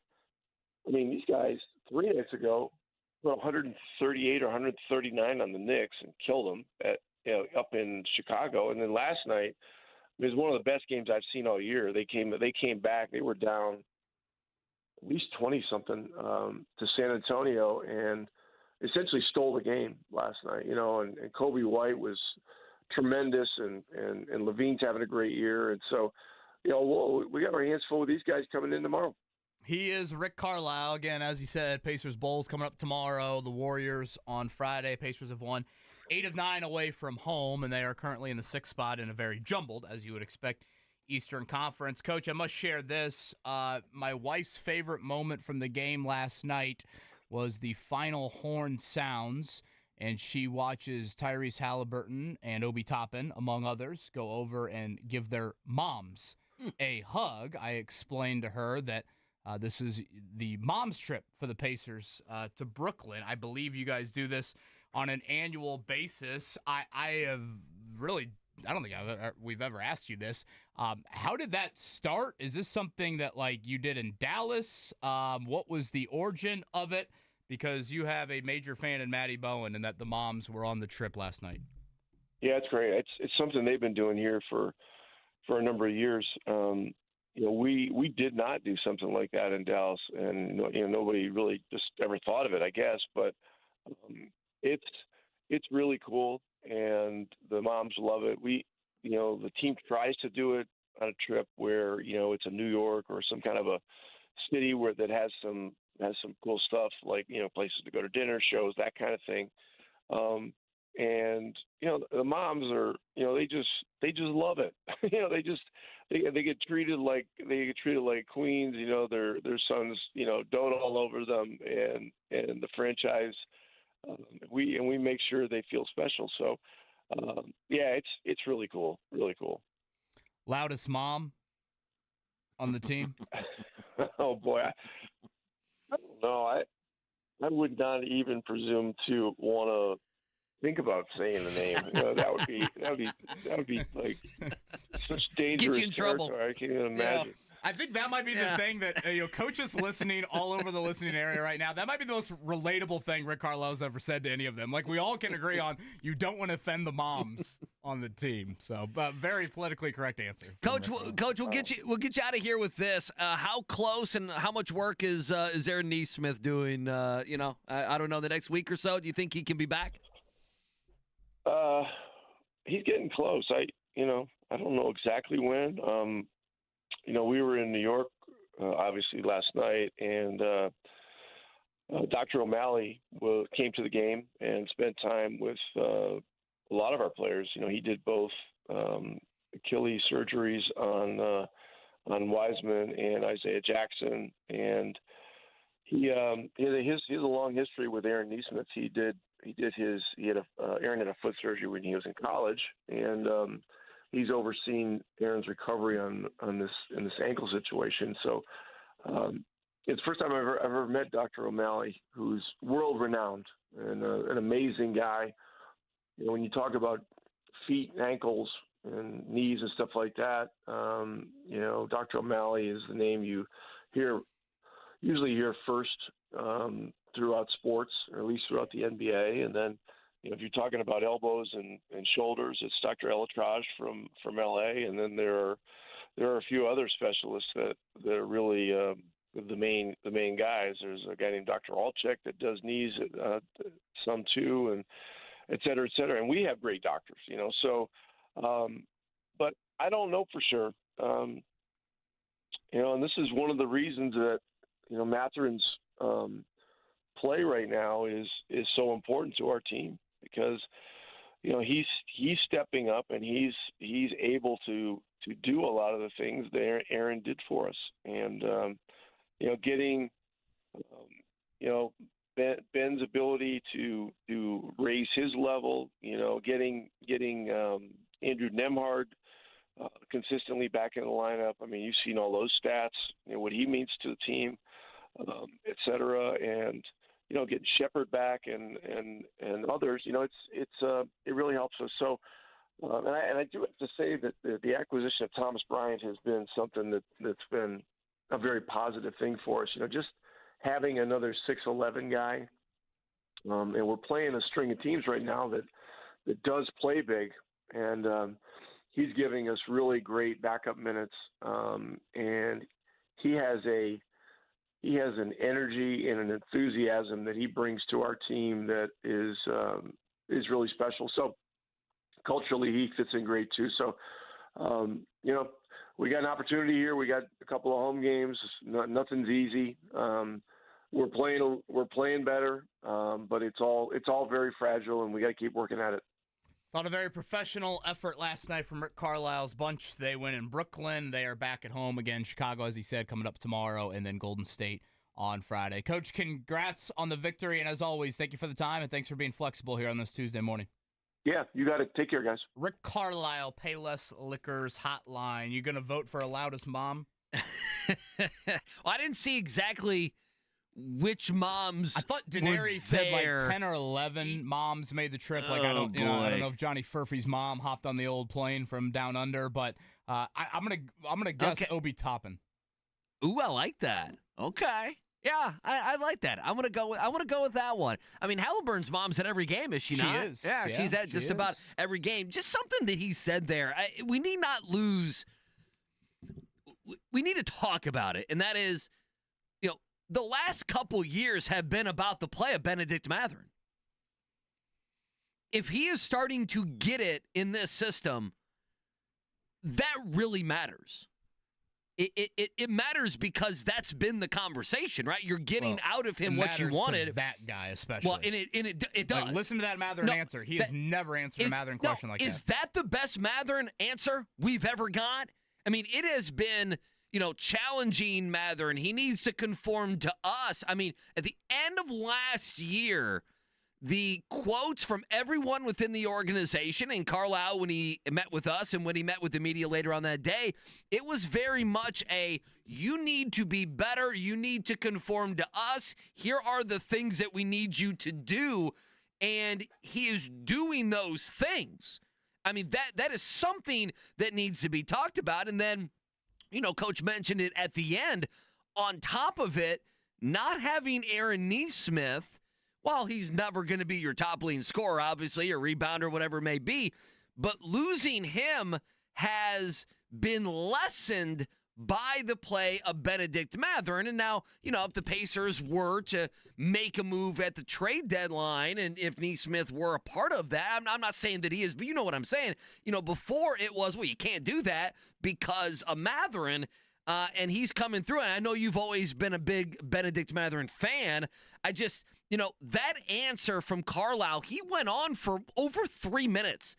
Maybe even 4 or 5 minutes on, what the guy has done, how he's improved his game, and especially lately. That is a good thing for the Pacers that have had an up and down season. If they can play better as a team, and if he can be kind of that third big-time player that people around here have been begging for him to be. It's by no means perfect with Benedict Mathurin, but I think you watch him and you see how special of a talent he is in that I feel like he has done some of those little things rather significantly. And again, it's not perfect. Trust me, you'll have turnovers where you want to bang your head against the scores table. But still, I do feel like he's done some of that. And clearly, in Rick Carlisle's eyes, which, again, Andy, Rick Carlisle does not hand out compliments.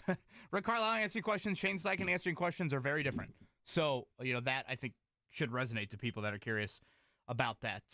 Coming up in a couple items from the Colts locker room I still want to get to that we haven't got to yet. Andy Sweeney, you'll probably lead off a morning checkdown with some of that sound. The Morning Checkdown, brought to you by the Barbasol Horizon League Basketball Championships.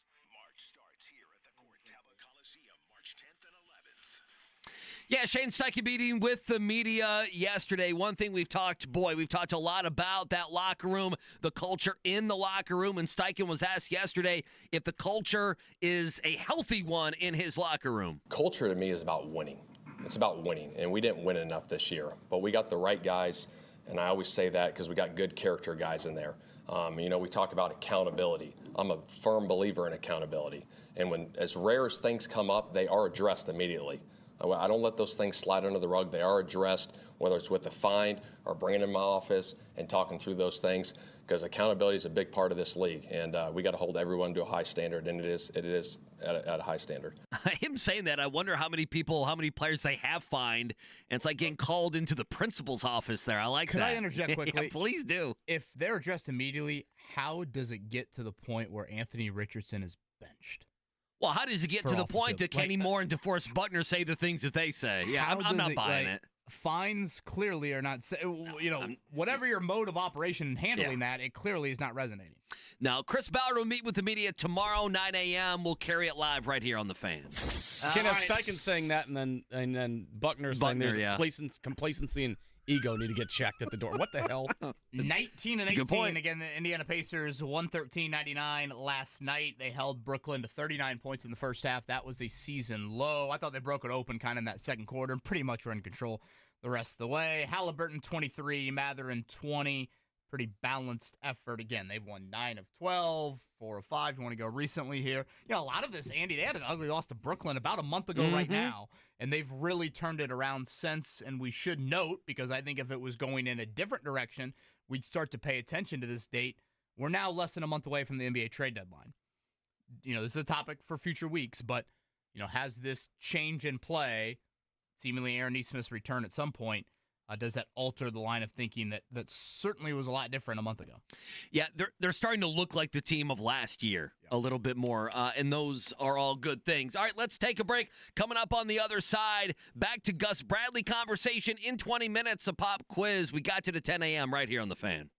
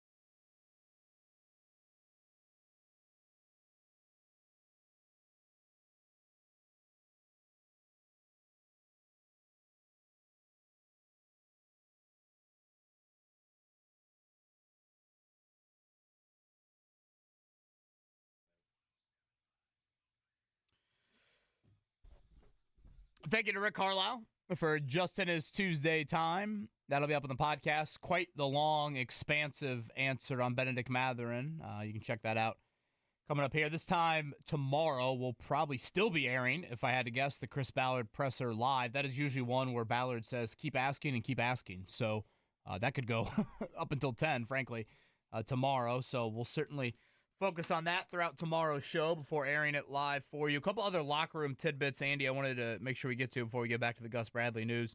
Michael Pittman Jr. did play with a small fracture in his back. It's unbelievable. Frankly, I almost felt stupid to say small. Back fracture probably is enough to tell you what Pittman fought through. I am curious if that would, impede at all his offseason work with Anthony Richardson. Julian Blackmon, torn right labrum in the season opener. He missed that Green Bay game, and then he played the rest of the season. I think he only missed 2 snaps the rest of the year.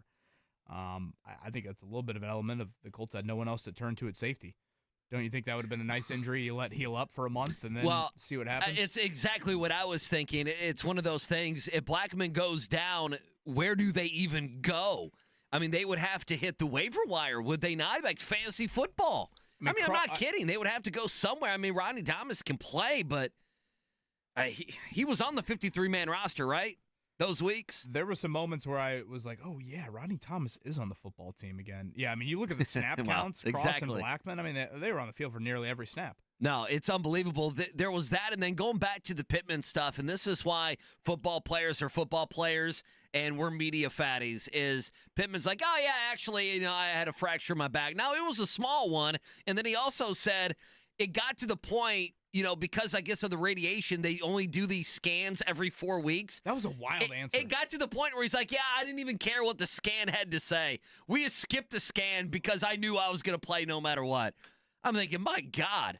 I mean, I know you specifically the last couple years here with me. I've talked about, there's no pretty boy in Michael Pittman, even though he's, California kid, went to USC. And by God, you're right. I mean, that guy playing with an injury, and you just mentioned him, I'm trying to think exactly the game that he injured it, but he missed the one game, with Josh Downs being up and down and Pierce being good, but very much being, at times a specialist, right? Pushing the ball down the field and A.D. Mitchell giving you nothing. I mean, my God, if you take Michael Pittman off of this team for 4 or 5 weeks, 6 weeks, whatever, you might think it would take to heal, imagine then even more so where the offense would be. So, again, these guys are not normal. They play through these things that all of us would sit here and whine about for the last, however many weeks. Well, Kevin's had back pain. He's rolling around on the floor in between breaks. Yeah, and he didn't, fracture his back. Well, how do you know? I'm pretty sure. I'm no doctor. Are you saying are you saying Michael Pittman was going to the microwave with the heat pad like I was seemingly every break? He might have been. I mean, can you imagine? No, it is just a different breed to say the least. Gus Bradley let go yesterday. Parting of ways, the official language. Contract ran out, and also read Shane Steichen's statement. Clearly, they want to move in a different direction defensively. So whatever, call it firing, call it parting of ways, call it whatever you want. Gus Bradley, the Colts did not want him back. Again, Andy, as I said earlier, he's not the sole issue. Yes, schematically, the Colts are just too easy of an out. It's not taxing to prepare for the Colts defense, and that needs to change. I don't want to hear the phrase bend but don't break ever again. I think it's such a soft defensive philosophical system, if you want to even call it that. I think it inevitably puts your offense into less than favorable situations. But as I'll reiterate quite often, you still have questions personnel-wise and how much say Chris Ballard will continue to have in this defense. In my opinion, he's had way too much say with way too little results. Have you ever, even in the Eberflus era, you've never thought the Colts had a playoff caliber defense? No, and this is what worries me, is that you can get rid of, you got rid of this. You got rid of the symptom, but you didn't get rid of the disease. Is that the right saying? I don't know how it's said. That's a little bit how I feel. Don't want to hear that in Vegas, but I think that's right. Is that how they say it? Something about, I don't know, toothpaste back in the tube. Yeah, there's a little bit of Gus Bradley, like, okay, so you got rid of Gus Bradley, and now there are some fans out there, KB, that are going to think, there's going to be a big change. I'm not sure I feel that way totally. Now, do I think an attitude and a improving tackling and a tackling attitude can change and you can still run, perhaps roughly the same type of defense. Maybe that's the case. And then the other thing, and I listen, I know they moved on now from Gus, but there is a big part of me that feels like the Colts wait too long to do these things. And, they waited too long to address the quarterback position.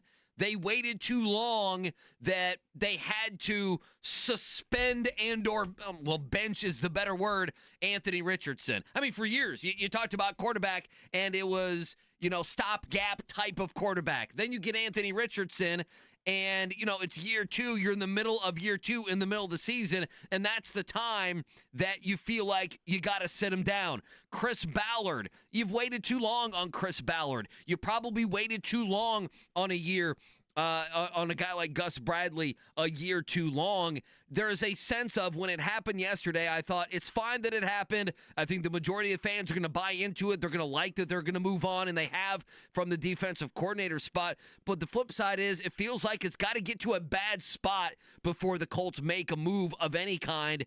And that's not what good franchises do, and you've seen that a couple different times over the last several years. No, I think that's really well said. I mean, this time last year, I remember asking Chris Ballard specifically about Gus Bradley and his season-ending presser of why is he getting another year at it?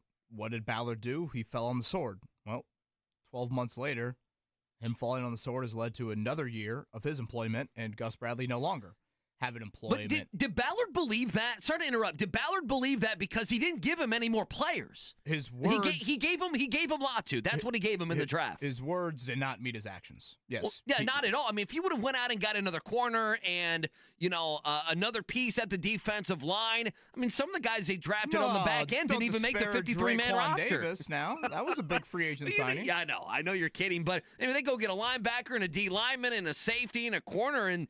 The starting corner, Samuel Womack, did an okay job, but, I mean, this is a guy that was picked up off the waivers while the season was going. I'd say this in regards to Shane Steichen. And, when we had Joel Erickson on earlier in the show, I asked Joel who will make this defensive coordinator hire, because I do think that's an important question to be answered. Again, Chris Ballard, the defense has been his baby. He was adamant he did not like the Chuck Pagano defense, indoor team. We need the 4-man front. We need an attacking defensive line, et cetera, et cetera.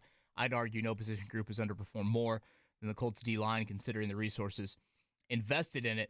But the confusing part, Shane-related, if Shane has say, or the ultimate say, in the defensive coordinator hire, is he would say this. He probably wouldn't say it publicly, but he would admit the defenses, and again, he's the offensive play caller, so he prepares for defenses, directly each week. He would say to you, the defenses that are the hardest to prepare for are the Brian Flores of the world. The exotic, the multi-layered. One week it's this, the next week it's that.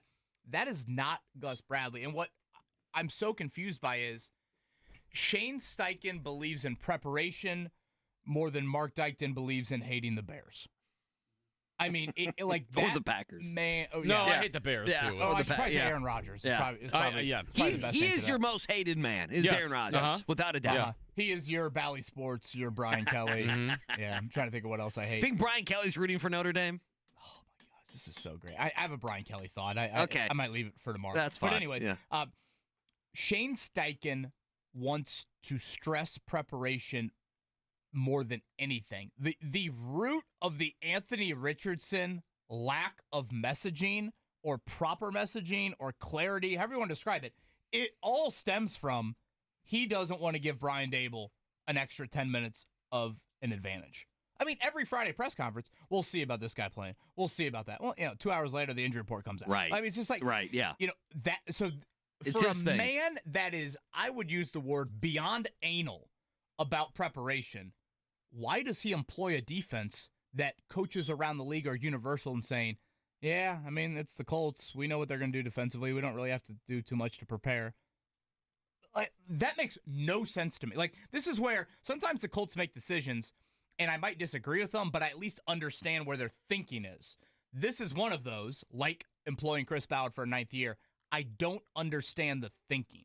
I'm confused by the logic behind it. For a man that has a core belief of preparation, why do you want a defense that everyone says you don't really need to prepare for? Well, on top of that, it feels like now at some point, if they can ever get the offense rolling, and there's a lot of quarterback issues there, that you feel like Shane Steichen is and could be even more so. He has been sold as a creative offensive mind.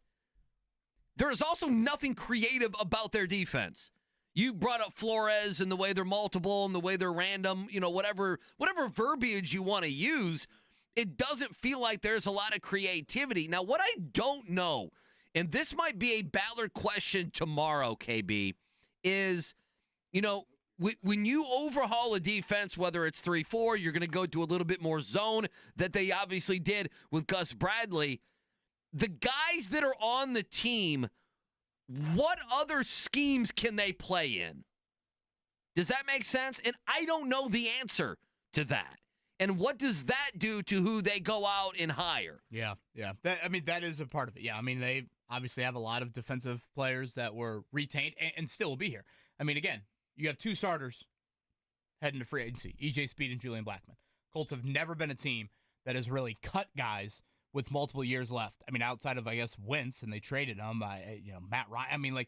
Again, quarterbacks are in a different category.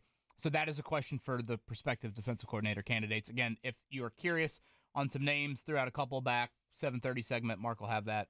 Let's throw that in the best of, Mark. I thought that was a good segment. Yeah, what teams are looking for a D coordinator? Pats, perhaps the Giants, Cowboys, Bengals, Bears, Colts. You mentioned Jacksonville. Who else is out there? Obviously the 5. Saints, probably. Yeah. Obviously the 5 teams that are. And then if Aaron Glenn gets a job, the Lions, you'll throw, there's obviously the trickle-down effect. So, and again, you got 14, might be half the league. You got 14 teams playing in the playoffs. You will inevitably have a coordinator to change there. And, who knows? Outside of the Eagles, if they had laid an egg, do we get another head coach opening out of a playoff team? We occasionally do that. Boy, I can't see anyone in the AFC. Sirianni's been... Sirianni wins he just wins a bunch of games. I would say no, Listen, but I'm everybody with you. tells me Sirianni. Yeah, Hurts is still in that concussion protocol. Let's take a break. All right, first, what's this going to be? We've only had a handful of pop quizzes in the new year in 2025. We have one here, 317-239-1070. Load them up. Pop quiz coming up next.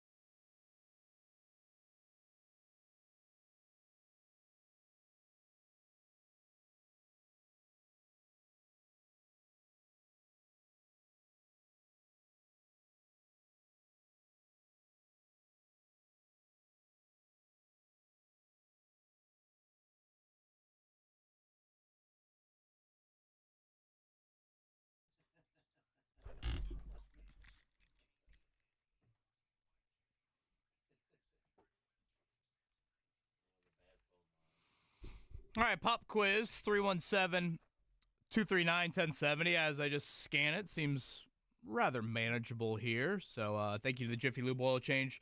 That will be up for grabs. Give us a call for that. Appreciate Wade shadowing us, being in studio here on this Tuesday morning. And again, Rick Carlisle, Joel Erickson up on the podcast. Reminder, this time tomorrow, in all likelihood, we'll probably still be airing the Chris Ballard press conference live. That is his season-ending presser that will begin at 9 a.m.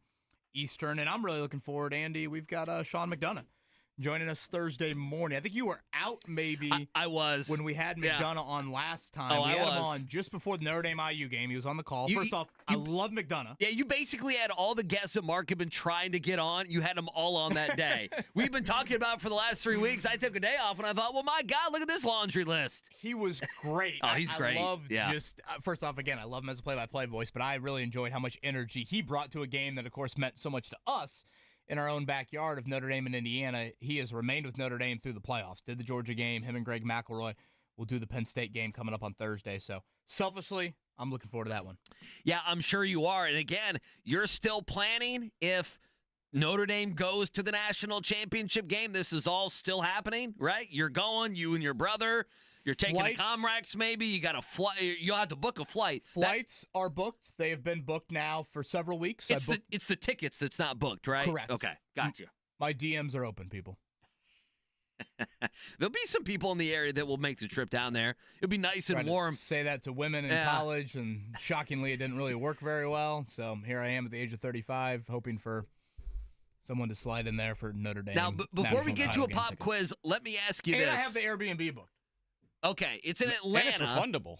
Yes, it is. That's nice. And so it's in Atlanta, so it's not like Miami. You know, the Texas and Ohio State are playing in Miami, or it's not out in Phoenix or Right. something I mean, or didn't they something play like Santa that. Clara one year. Right, Santa Clara. So you're gonna get fine weather in Atlanta, but you're still gonna get some cold weather. Okay, so it's not like you're going to a place where it's 75 and I think sunny. you're gonna handle it. Have you seen the weather the last 48 hours here?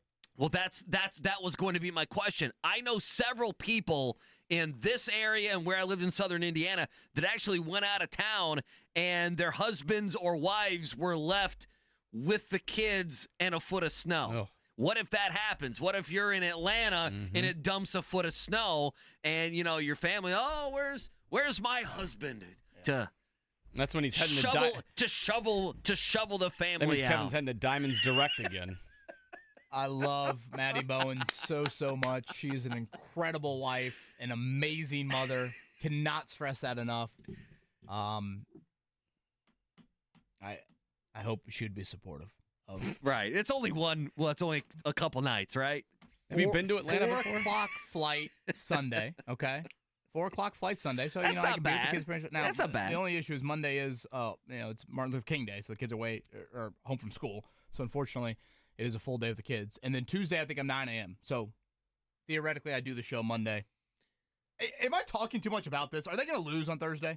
Is this bad karma? Well, I mean, there's a lot of superstitious sports fans out there that say no chance. Most people would say you're touching the money. The reason I'm not saying that is you have to prepare for these things. I don't want to be pants down. Yeah, you can't be after they win here. Well, you never want that. You can't be after if they win on Thursday. You can't then just start the planning to go to the national championship game because you and every Notre Dame fan across the country is going to be doing the exact same thing. So you got to get that Airbnb. You got to get that plane ticket. You got to be mostly ready to pounce when opportunity strikes. Have you been to Atlanta before? I have. I've actually driven from Bloomington when I was in college. IU was in the Sweet 16 against Kentucky, Andy, at the Georgia Dome. I'm sure you remember that game. High-scoring game against Cal. That was the Watt shot year. Been to Atlanta. Been to that. Haven't been to that stadium? Scotty, Colts Falcons. Is that Georgia Dome? Now it's Georgia Dome. DeQuell Jackson, I remember out of picking that game. The Watt shot. I've never seen Indiana fans talk about that. When did that happen? I think we just missed the anniversary. Yeah, we did. We did this a couple weeks ago. So I have been to Atlanta. Probably half dozen times. There you go. Magic City. I figured that was the joke. I will neither confirm nor deny if I've been Lemon to Magic Pepper City. Wing fan Bowen here. Mm-hmm. There you go. But I will have Al Golden and I at Magic City coming up in the wee hours. Turn those locations off. One of you wearing a tie, one of you not. January 20th. I miss Al Golden in the tie. Man. I really do. It's such sad. vivid imagery. Penn State guy, Al Golden. He did not get the job back in the day, and hopefully that has him highly motivated for Thursday night. All right, who we got, Mark? Throw somebody on there. Sean. Hey, Sean. Sean, you alive, brother? How you doing? Hey, Sean, how's your commute been? Can you give us a little detail on where you're driving, how things are looking? I was downtown to Fishers. Okay, so you started downtown, went to Fishers. How was that commute? Actually, today it wasn't that bad. So yesterday was very interesting. So, all right. I can imagine, yeah. Good to know on that. Going 35 miles per hour on the interstate. Sean, thank you for calling. Safe travels to you. Andy Sweeney will throw number one your way. Yeah, let's get a winner today on this Tuesday, Sean. Question number one. You know this is where Scotty always goes. The Pacers won their third game in a row last night. They beat the Nets. Who was the game's leading scorer? Was it Tyrese Halliburton, Tyrese Martin, Day'Ron Sharpe, or Benedict Mathurin? Tyrese, I think he had 25. The names, I assume you mean Halliburton, not Martin? Halliburton, sorry, yeah. The names Chris Teneri was saying when the Nets players went in, I was like, is he lying to us? Did he get the roster of the, Red Claws or their G League team? Number two here, Sean, NFL regular season is over. The Colts have the 14th pick. Who's drafted number one? Patriots, Browns, Titans, or Giants?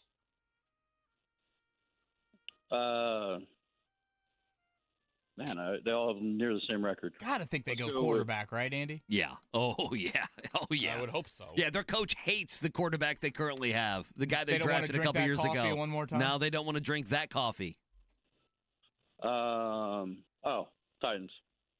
Everyone's kind of crapping on the Titans. Like, why would you want to go there? I'm like, guys, I don't know. Is Nashville like a cool city to go to? I mean, don't some players maybe feel that way? I don't know. Their defense is halfway. Who was it? It was Brock Bowers last year that was like, I'd love to play in Nashville. Yeah. So, he wanted to go there.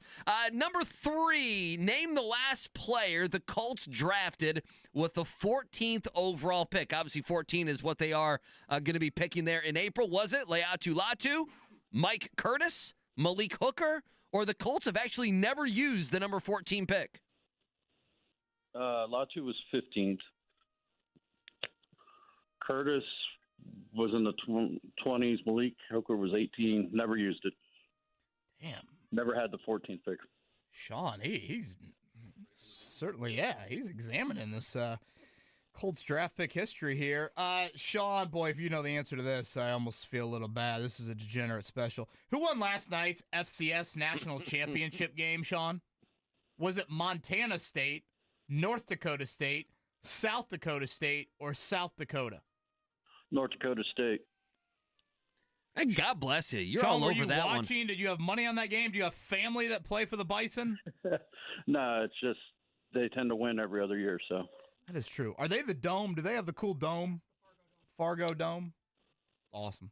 Scotty may know. I have no idea. I did know a guy who's got out of college and did radio, and he went to North Dakota and covered North Dakota State. He did it for 1 year. He's like, I got to get out of here. Like, you'd be backed up. There'd be, buffalo in the middle of the road. Yeah, you're not making a lane change to get around that, no, right? No, you're not. Mm-hmm. Last one, question number 5. The Steelers enter the postseason riding a 4-game losing streak. Only one other team in NFL history has entered the playoffs with a longer losing streak. Was it the 1999 Lions, the 2009 Saints, the 2011 Texans, or the 1986 Jets? Wow. That's a good question. Right. Actually, I think it was a team that started off like 10-0 or something. Let's go with the Lions, 91 Lions. Rodney Pete. Barry. Man, Sean is all over it. Sean, you've got some you got a lot of encyclopedia data in that brain of yours. Have you ever called for the pop quiz before? Once or twice. Okay, well, we need your efforts more. I'd say pretty good. I mean, not perfect, but not a winner, but it's okay. Nonetheless, not bad. He got number 1 right, Tyrese Halliburton. That is correct. Andy, the Titans drafting number 1 overall. Yep. He got North Dakota State right. Actually, number the 4. He explained the most to us. Correct, though. He got wrong. Yeah, number 3, the last player the Colts drafted with the 14th overall pick, Mike Curtis, back in 1965. So, all right, well, here it is. Backup quarterback. Chandler Harnish throws, and Pam Oliver, wham. Let me tell you, that ball had a tight spiral, and it had some hum baby on it. And, That's great. Pam, toughest person in this stadium. Thanks for your... The 1986 Jets. That was almost me. They Sunday. lost 5 in a row. Logan Cook, thank you for being so friendly and coming up and shaking our hands after. I mean, you have to think the Steelers are done, right? Like, I think they just get embarrassed against the Ravens. Guys, Carson Wentz was this bad on Sunday? He had, 86 yards? Oh, man, 98 yards. Was that what it was? Jeez. Thank you to Rick Carlisle. It wasn't good. Yeah, check out the Podcast Center, 1075thefan.com. Back at it, 7 a.m. tomorrow. Have a good afternoon.